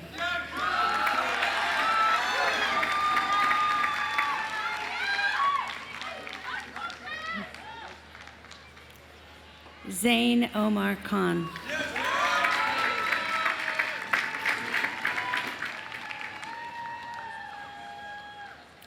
James Santana Kilbride.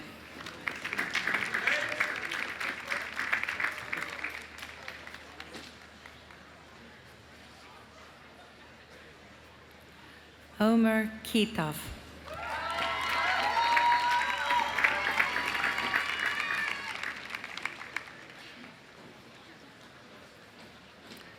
Claudia Leighton Klingbeil.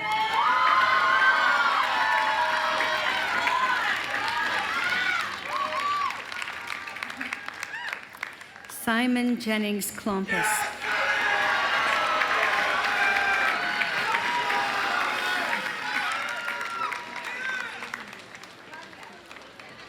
Ada Bryn Naft.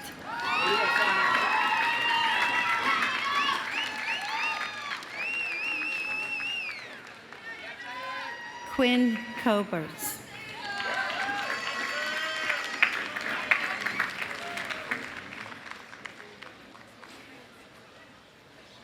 Lena Yole Koch.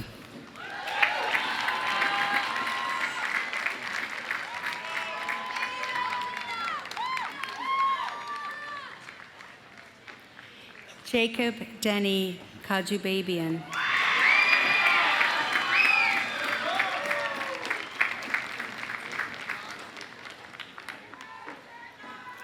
Alex Daniel Kopko.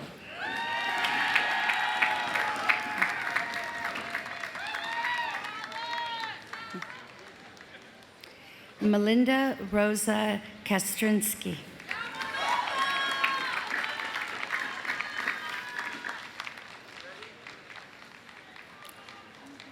Hannah Grace Kotari.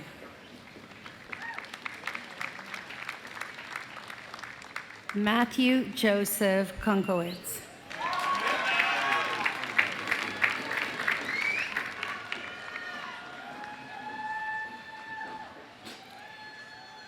Grace Elizabeth LaFountain.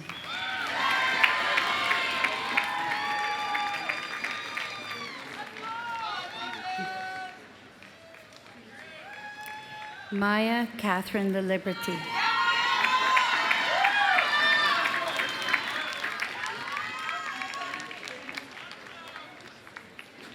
Ingrid Maren Lamb.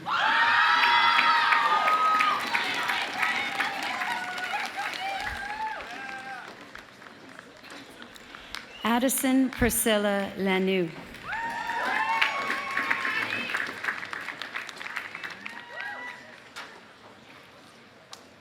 Lena Nicole Lapierre.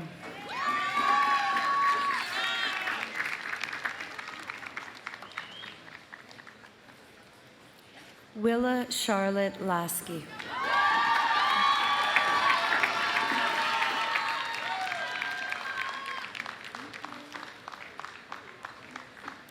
Eleonora Marta Lunueva Larita.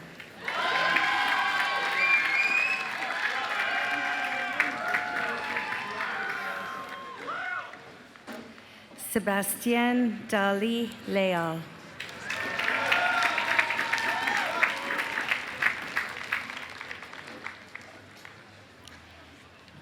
Catherine Yoon Tylee Gilligan.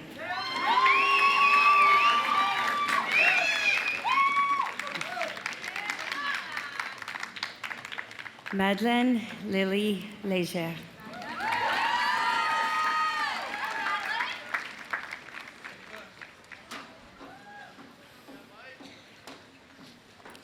Sophie Elizabeth Light.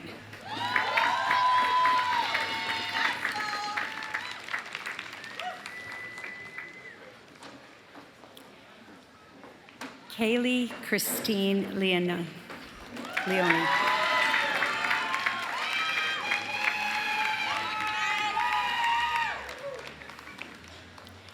Carmen Lang.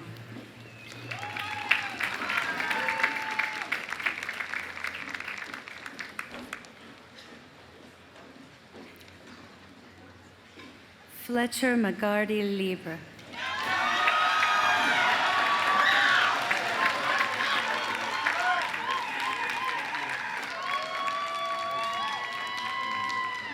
Sarah Allison Lieber.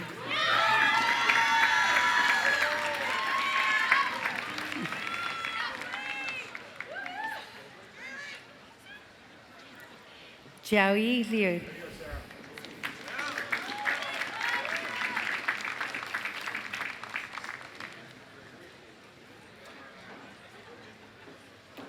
Bella Rose LeMay.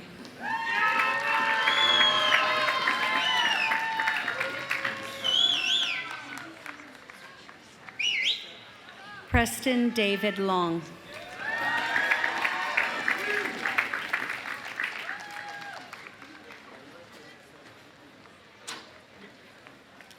Sebenele Goodwill Lukhele.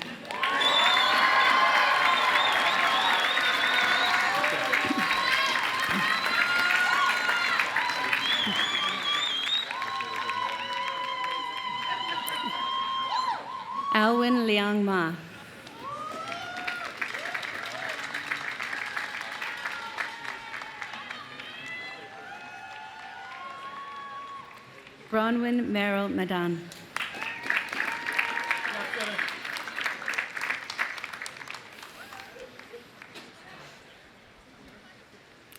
Gejo Muhai.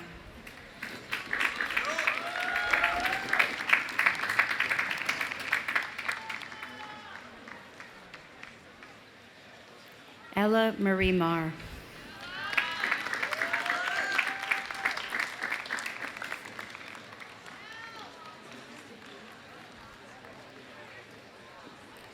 Rosina Emmanuel Makwabe.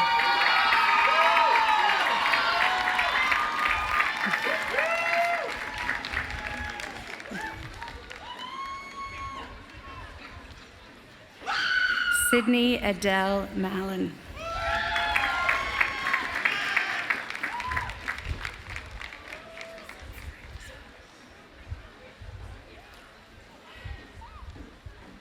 Sophie Lee Manhudspeth.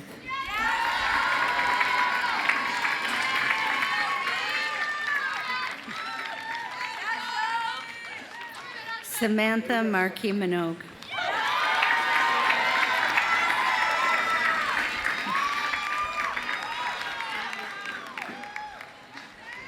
Evelyn Gates Marchand.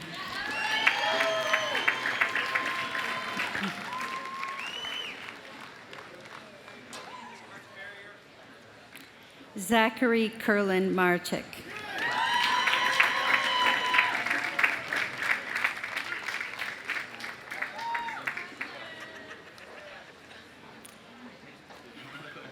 Jack Henry Margoloff.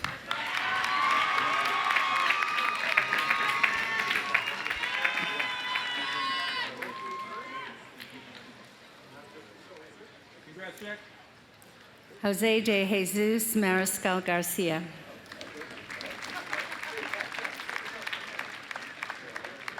Penelope Eleanor Marsh.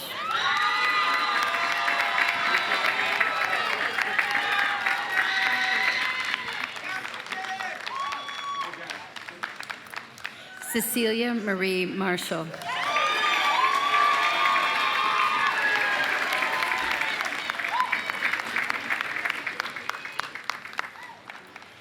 Isabel McLean Martin.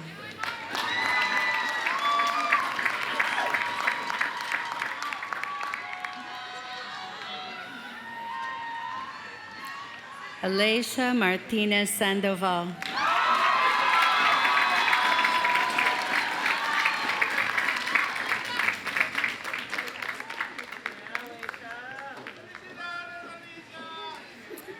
Erin Martinez Villegas.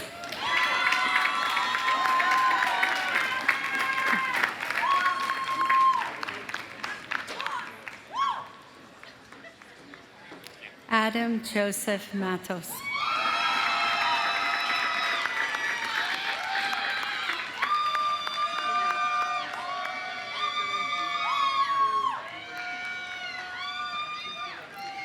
Chiwer Mongok Mayan.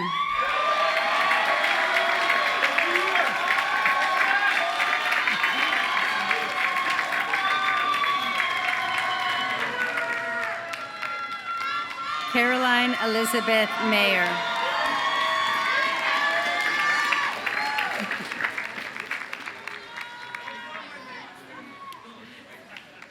Andrew Joseph McCarthy.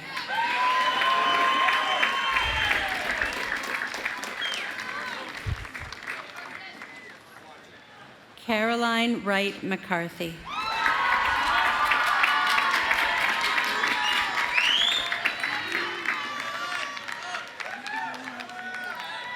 Gus McGarrigan.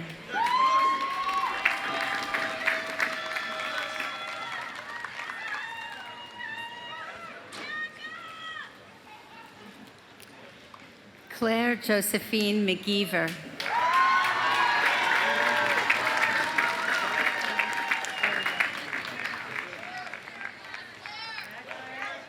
Connor Taylor McGuckin.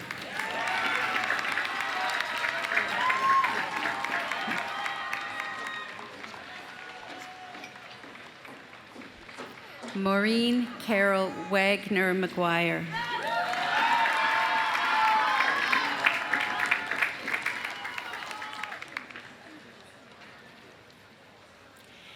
Kelly Pearson McKegg.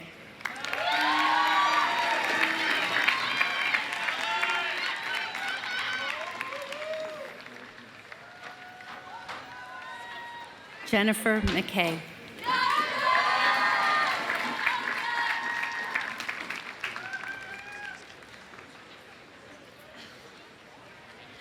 Evan Barclay McMahon.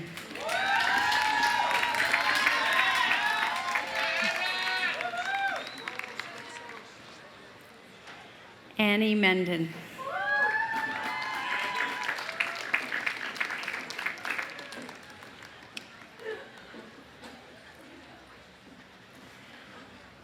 Franco Raffaele Mili.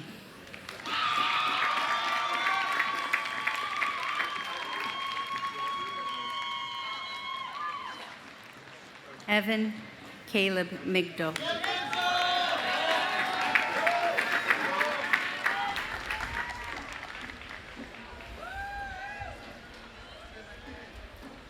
Eleanor Ruth Millard.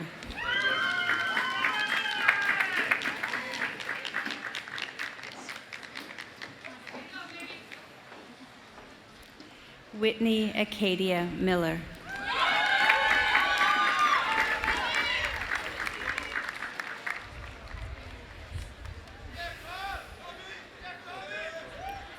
Lillian Rose Misbrenner.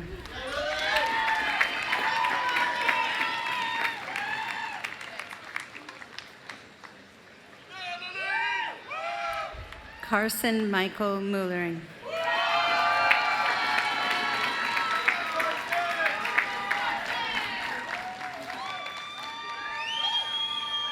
Mohammed Mojahid Hassan Mohammed.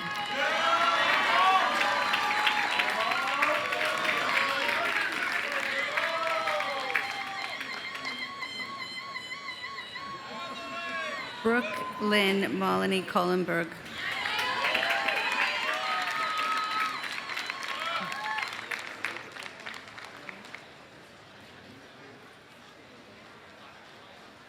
Gabrielle Monaco.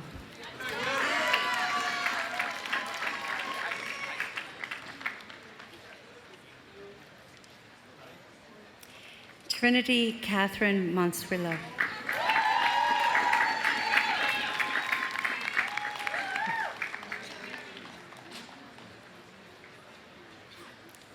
Ashton Montero.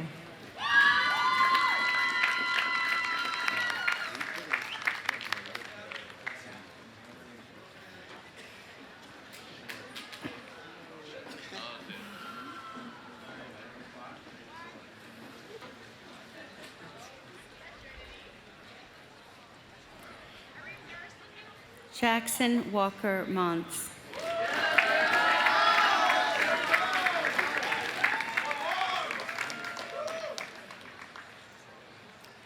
John Fripp Morell V.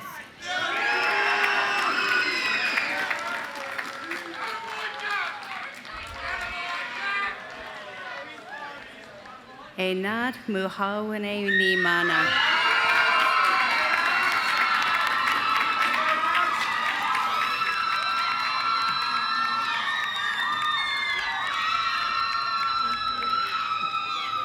Juliana Elise Murray.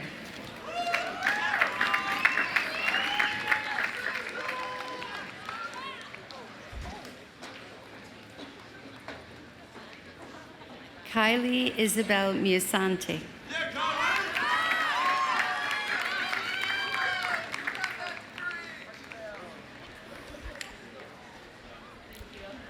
Elizabeth Kate Nahigian.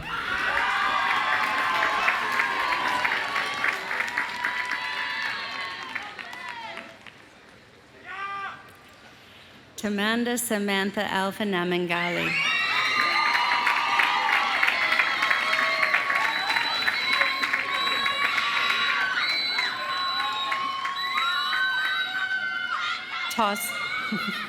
Tosca Newman. Isadora Newman.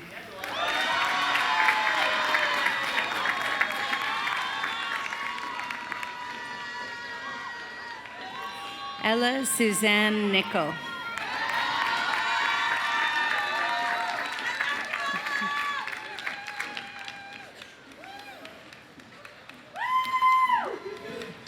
Bravo, Nia.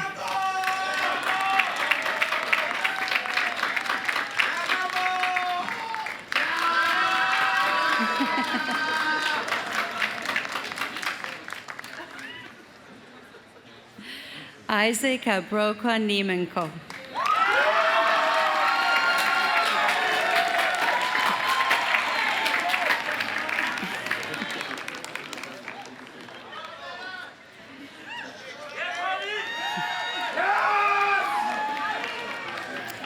Tong Ning.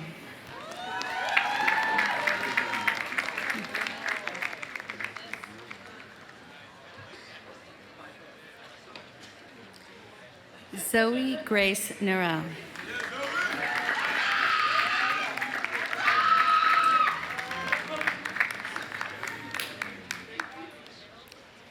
Lucy Rob Norris.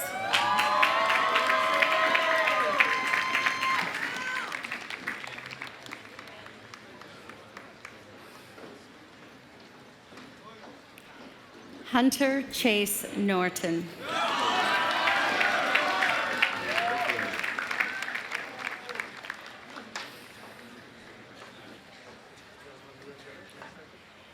Johnny Nunez.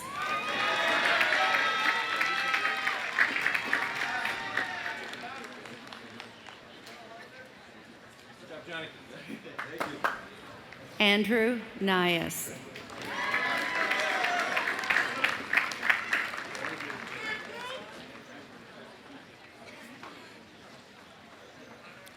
Fletcher Call O'Donnell.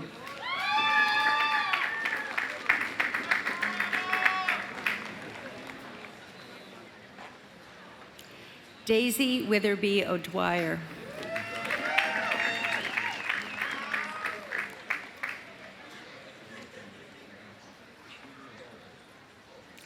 Amarachuku Francesca Obuono.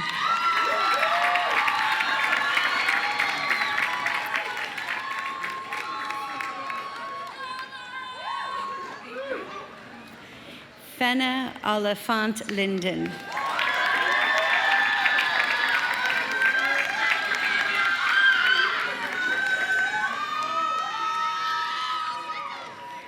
David Omasombo.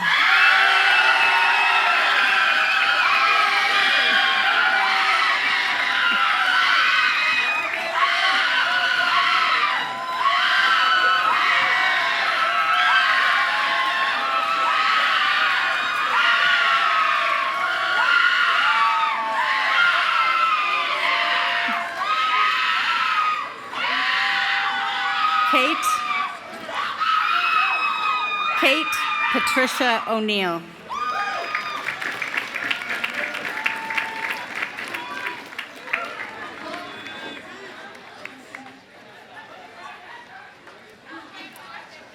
Kyra Cabanillo Ong.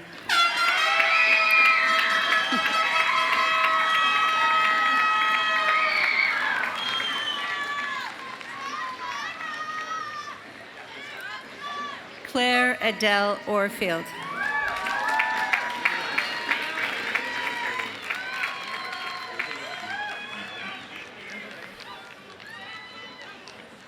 David Robert Ortiz.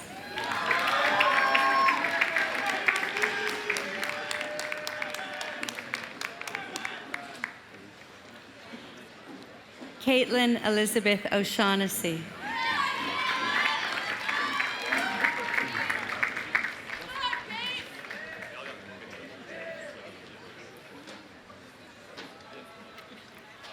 Gail Jeeman Park.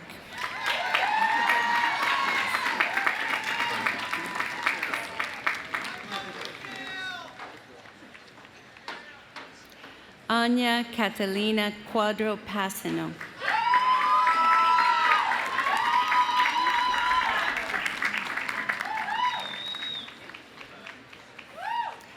Jillian Elizabeth Pastor.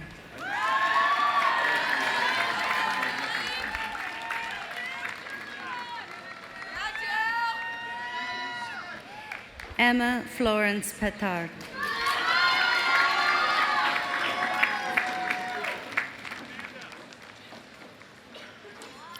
Asiya Patel.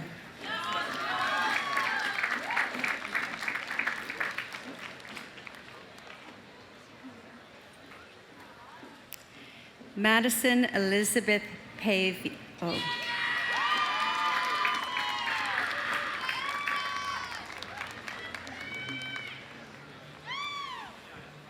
Alec Michael Polowitz.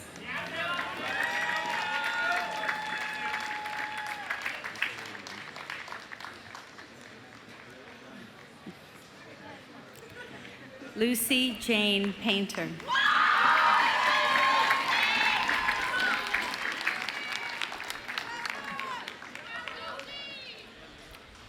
George William Peacock.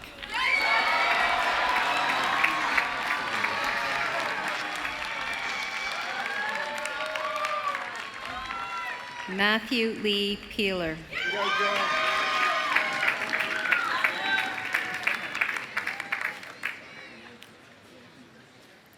Jacob Reed Pepe.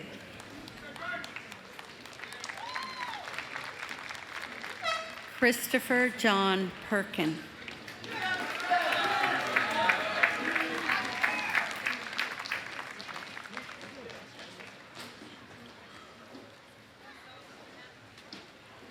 Jack Thomas Perry.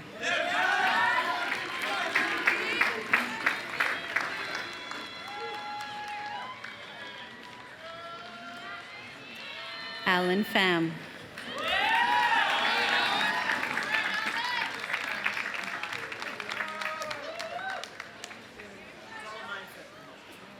Colin W. Pierce.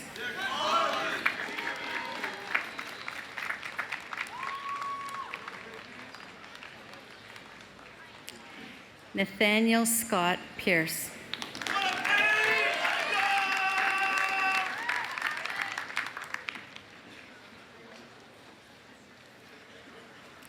Trinity Rose Poon.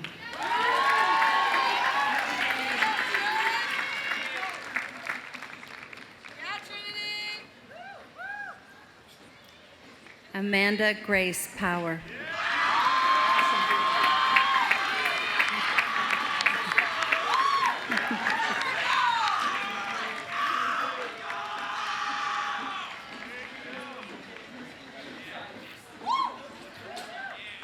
Jamir Sharif Primer.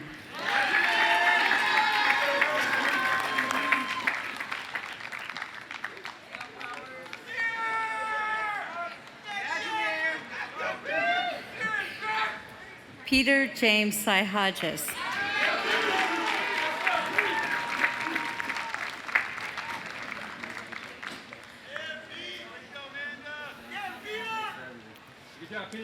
Emma Brooke Queen.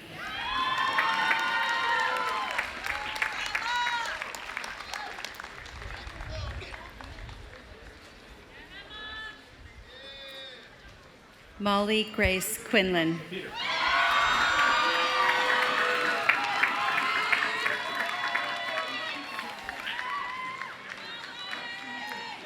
Delaney Madison Rankin.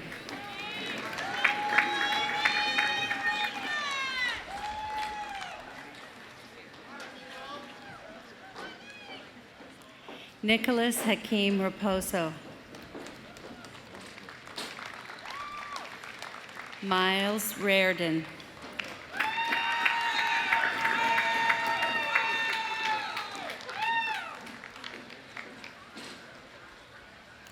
Sophie Rossel.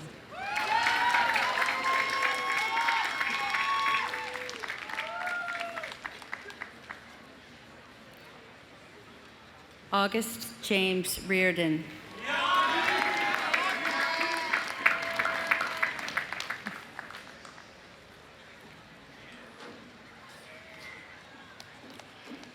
Kendall Taylor Reed.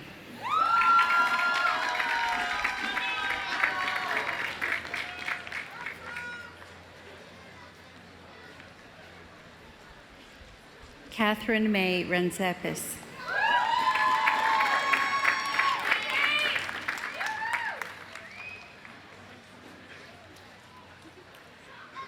Samantha Sloan Rice.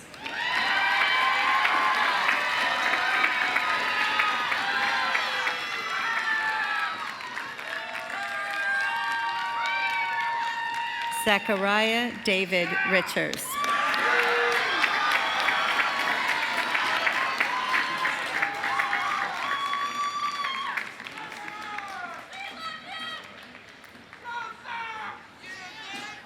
Matthew Fisher Reisman.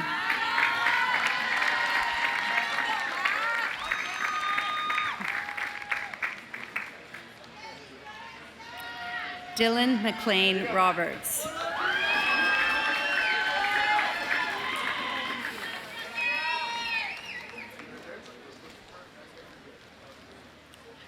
Anne Carol Robinson.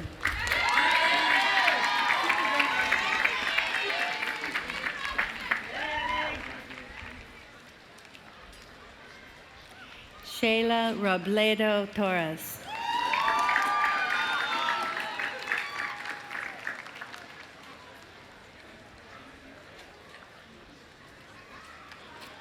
Eva Luisa Rodriguez.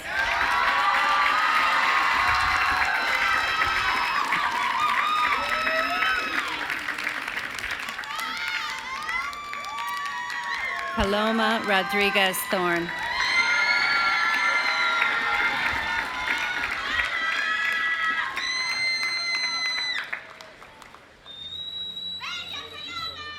Julia J. Roloffs.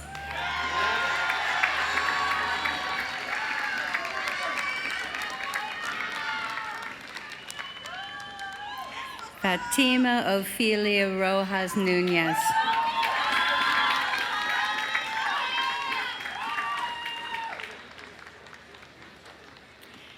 Zachary Martin Rosenthal.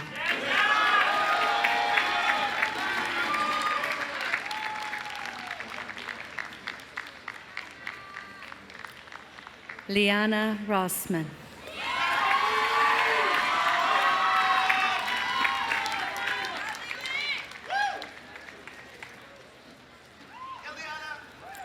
Isaiah Naiji Ross.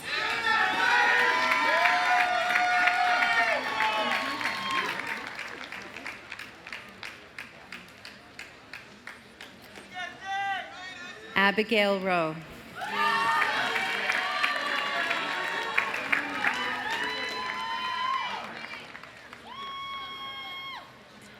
Caroline Annette Estelle Roy.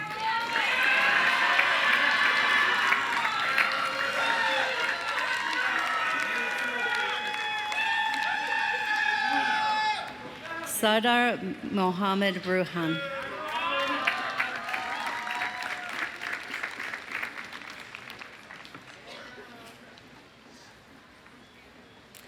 Liam Egbert Rule.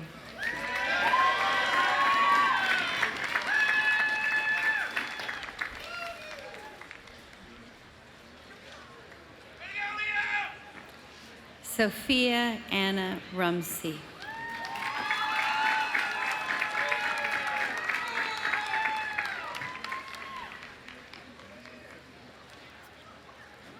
Sakina Saidi.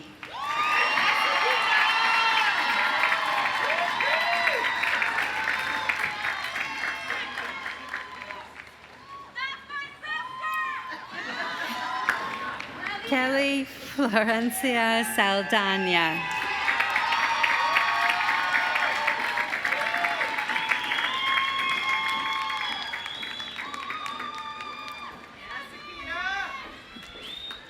Isabel Leaface Sander.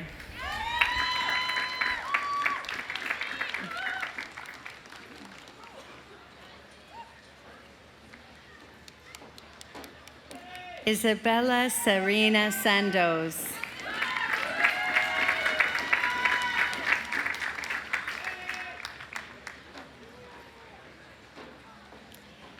Diego Robert Sarabia.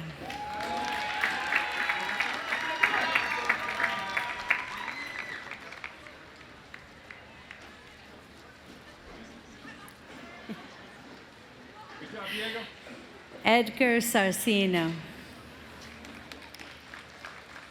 Teofil Sardane.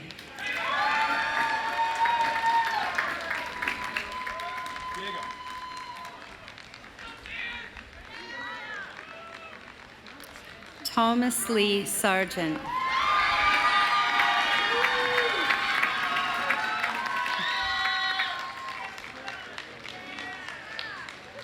Isabella Haley Saul.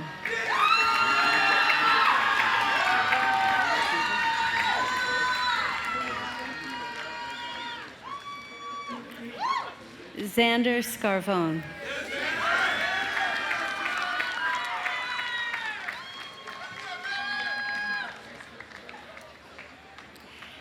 Zoe Michaela Huan Shadel.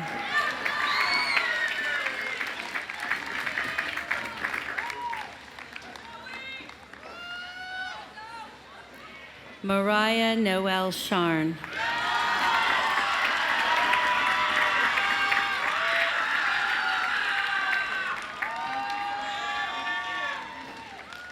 Maya Ermi Schiffman.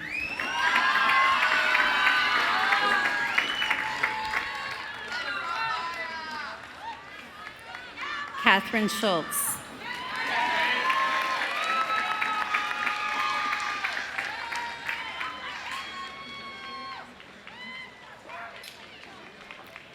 Nadia Louise Schwartz.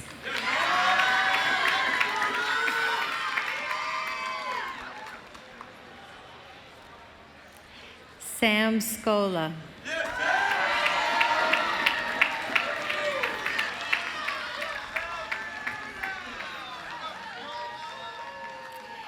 Tristan Michael Seavey.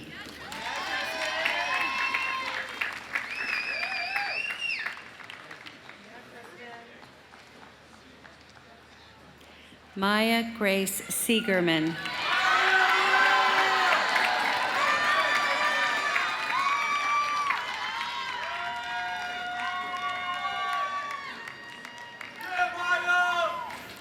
Maverick James Salamenti.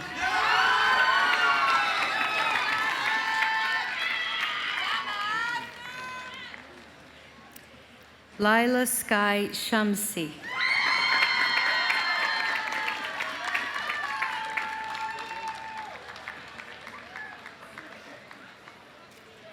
Teddy Shapiro.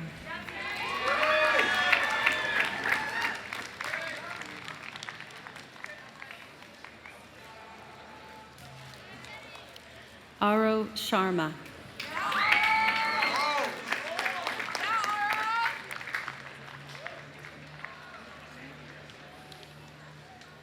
Justine Michelle Sherry.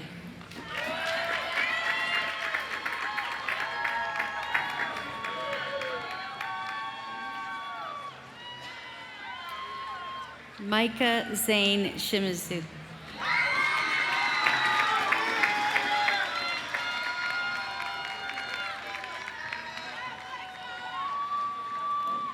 Liam Tobias Langenberg Schlager.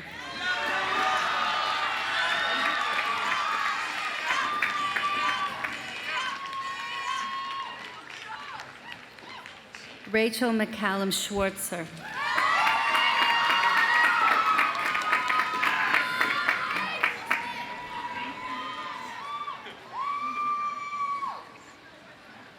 William Fuller Siebert.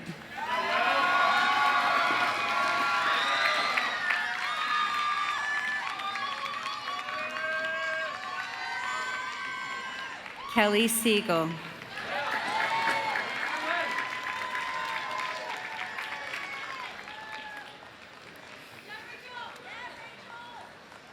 Lucas Matthew Singer.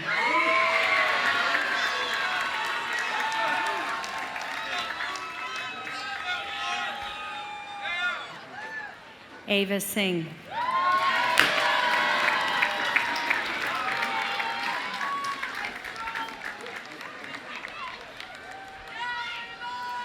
Noah Gabriel Skinner.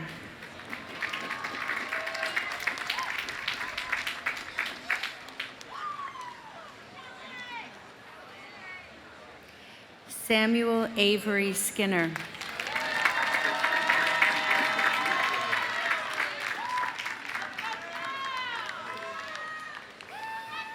Evan Francis Keys Skufka.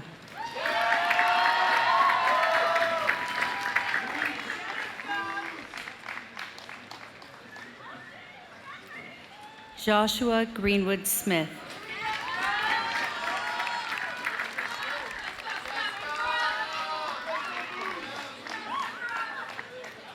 Madeline Mary Smith.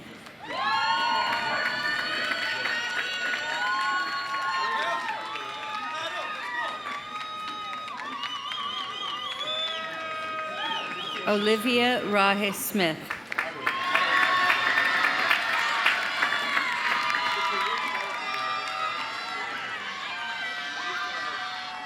Sarah Margaret Smith.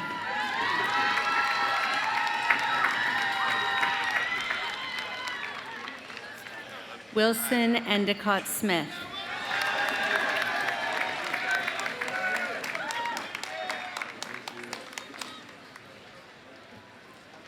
Ryan Samchamavong.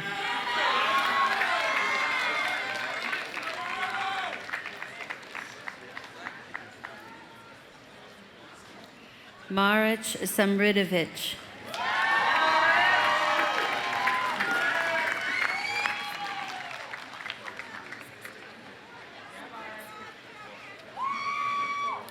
Vova Sosnowski.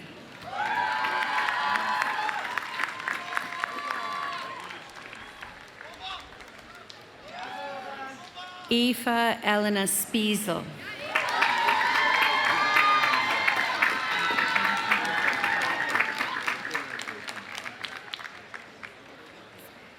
Sophie Elizabeth Spalter.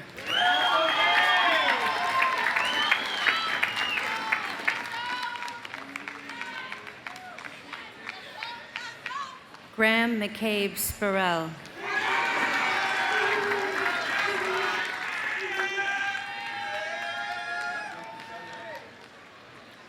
Hope Elizabeth Stafford.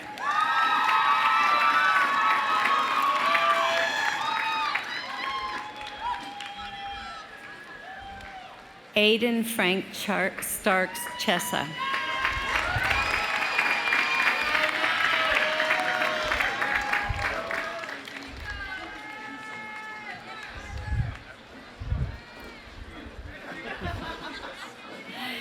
Tyler Michael Ricci Stearns.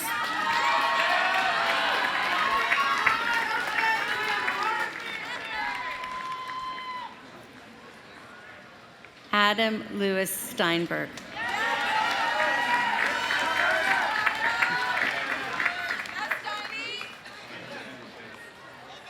Lucy Ruotolo Sturba.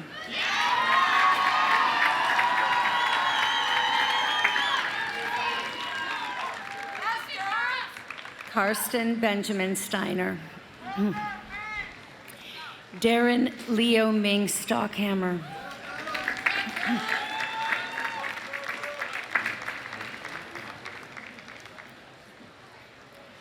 John Gibbs Sullivan.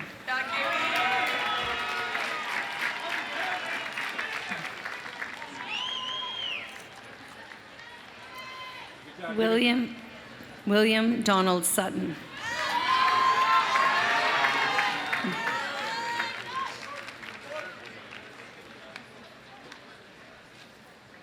Alexander Keon Take.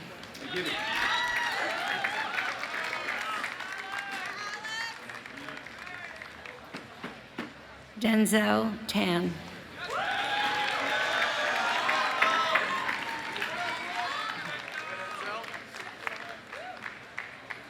Ariana Pandit Tile.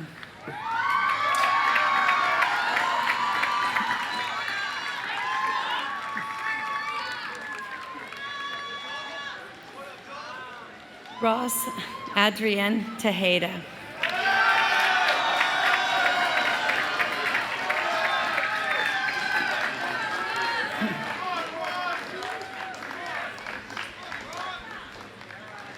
Sarah Tang.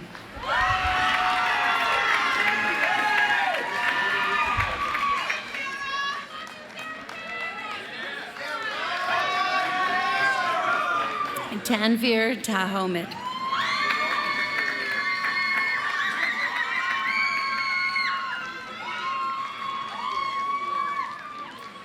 Grace Jo Thomas.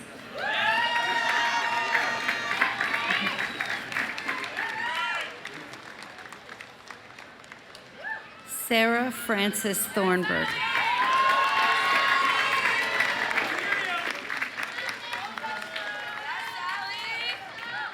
Tyler Tom.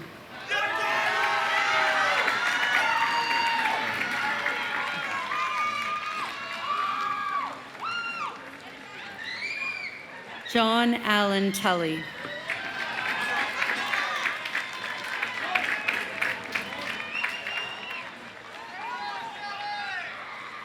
Sarah Taib Khan. Good job, Tully.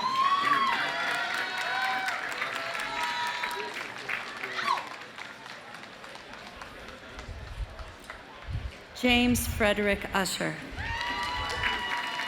Tully.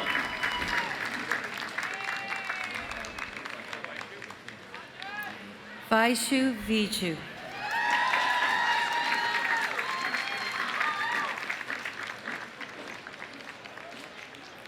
Dominic Michael Varelli.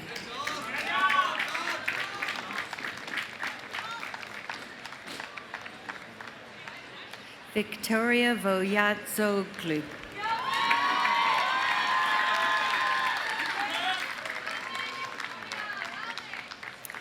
Lexi Walken.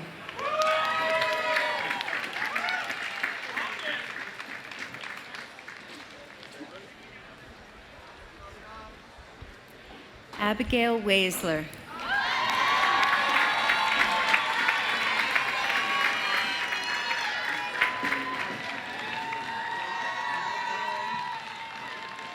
Jihao Wong.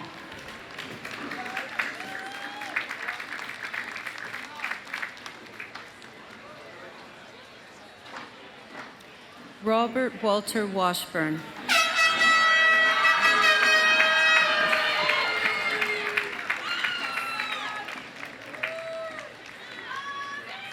Shenandoah Ann Wah.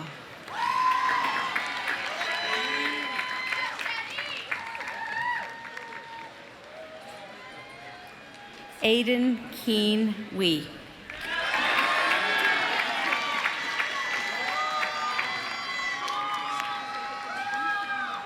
Zachary David Weinstein.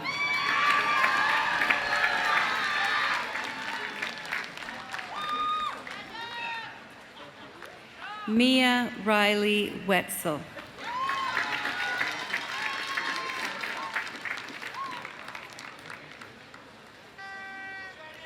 Reagan White.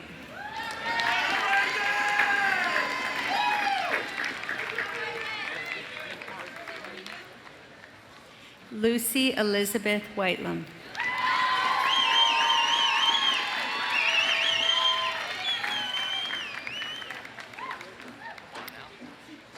Matthew William Wiley.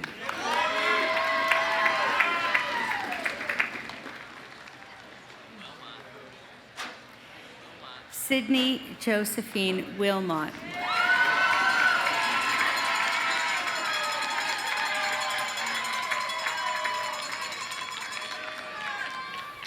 Lauren Andrea Wong.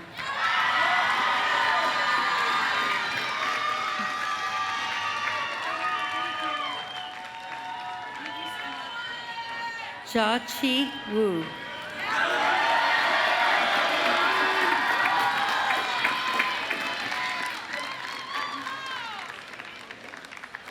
Eloise Wyatt.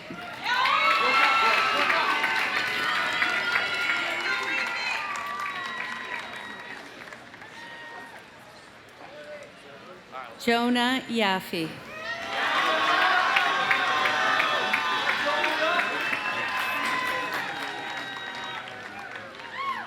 Omar Yesh.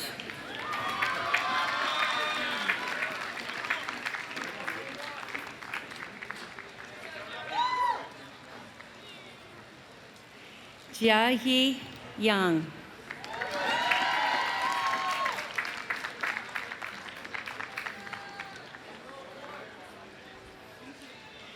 Liam Patrick Yardley.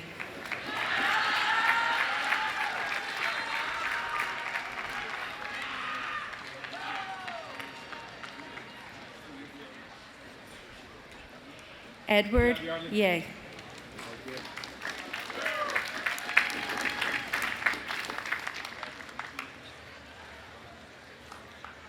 Leojin Ye.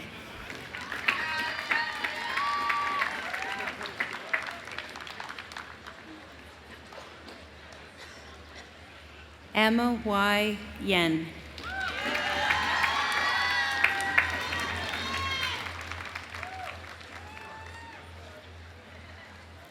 Amanda Brooke Yales.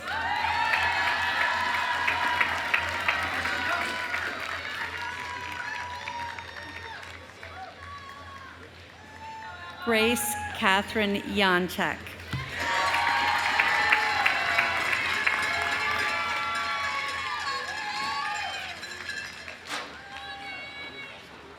Joseph McCaughey Yoxel.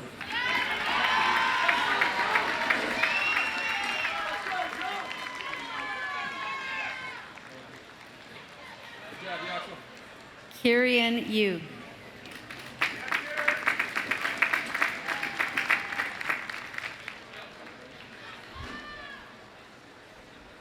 Ihwan Yu.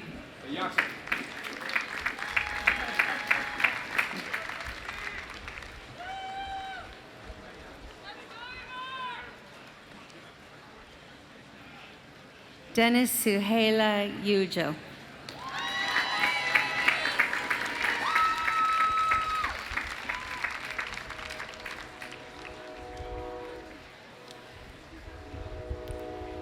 Luciana Zayat.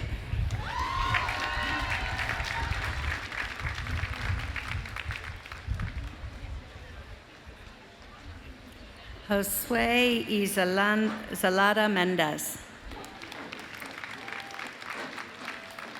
Alden Morse Jung.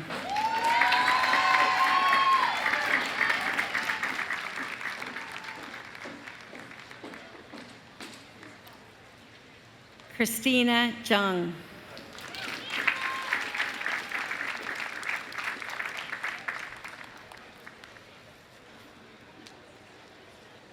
Phoebe Xu.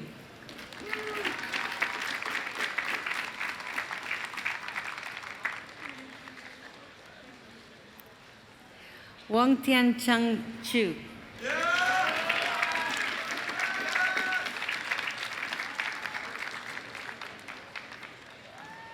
Lily Griffin Zink.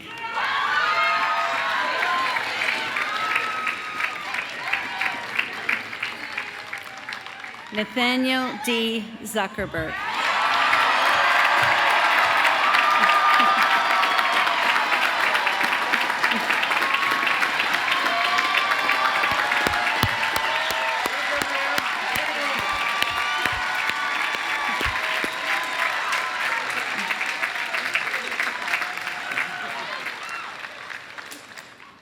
I now ask the members of the graduating class to stand, and our senior marshals will direct the class to move the tassels from the right to the left on their caps, thereby signifying their degree. On your signal.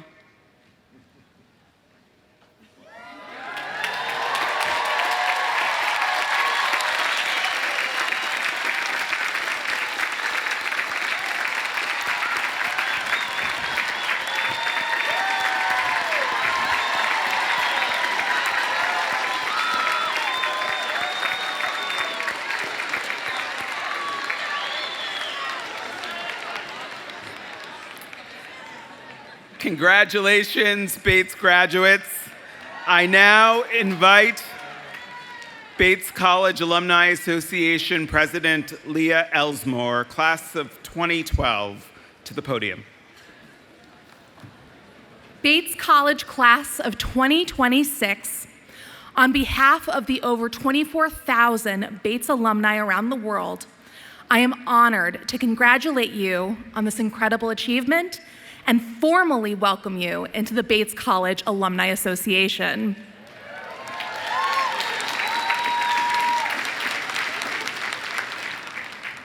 Lynx rufus, the bobcat, is an adaptable predator that can be found in diverse habitats, from prairies to mountains, deserts to swamps, wooded forests, and even semi-urban environments. Like our mascot, Batesies are known for being adaptable and resilient. you will find that the liberal arts education you've received at Bates makes you exceptionally versatile. Bates graduates find themselves in a wide range of industries, skillfully shifting and pivoting throughout their careers. The core liberal arts skills of critical thinking, compelling writing, and intellectual curiosity will serve you well in any field you choose.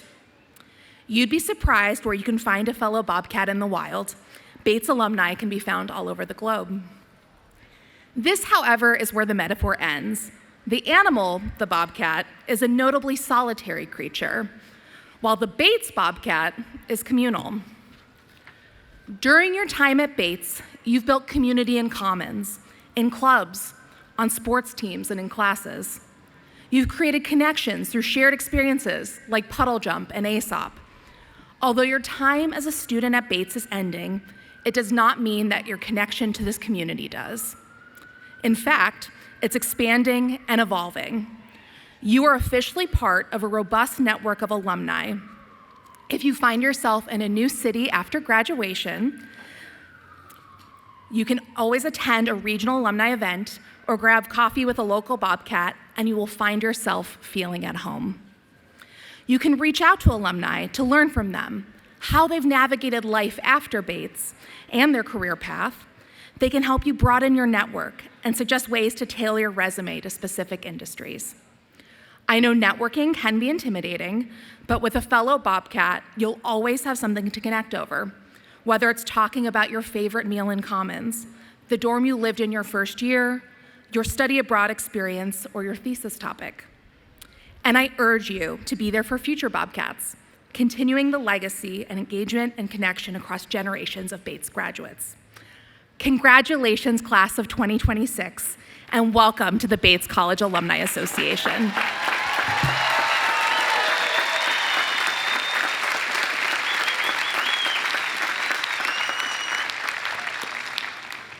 Class of 2026, you came to us as students, and today you leave us as college graduates and alumni. But of course, you never really leave us or each other. I'm so proud of you, proud of what and proud to have been able to share in part of this journey with you.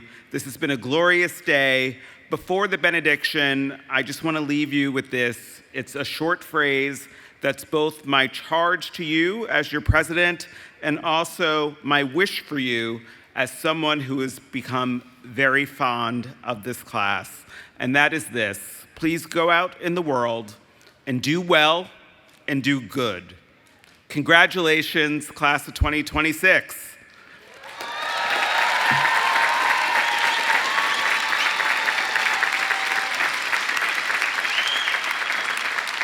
Following the benediction, I ask the graduates to remain seated and in place until the platform party and the faculty have recessed. The faculty will greet you as you recess. We ask members of the audience to remain in place until the recession is concluded. Following the recession, please join us for lunch in front of Commons and on Bardwell Field. I now invite Raymond Clothier, our interim Multifaith chaplain, to offer the benediction.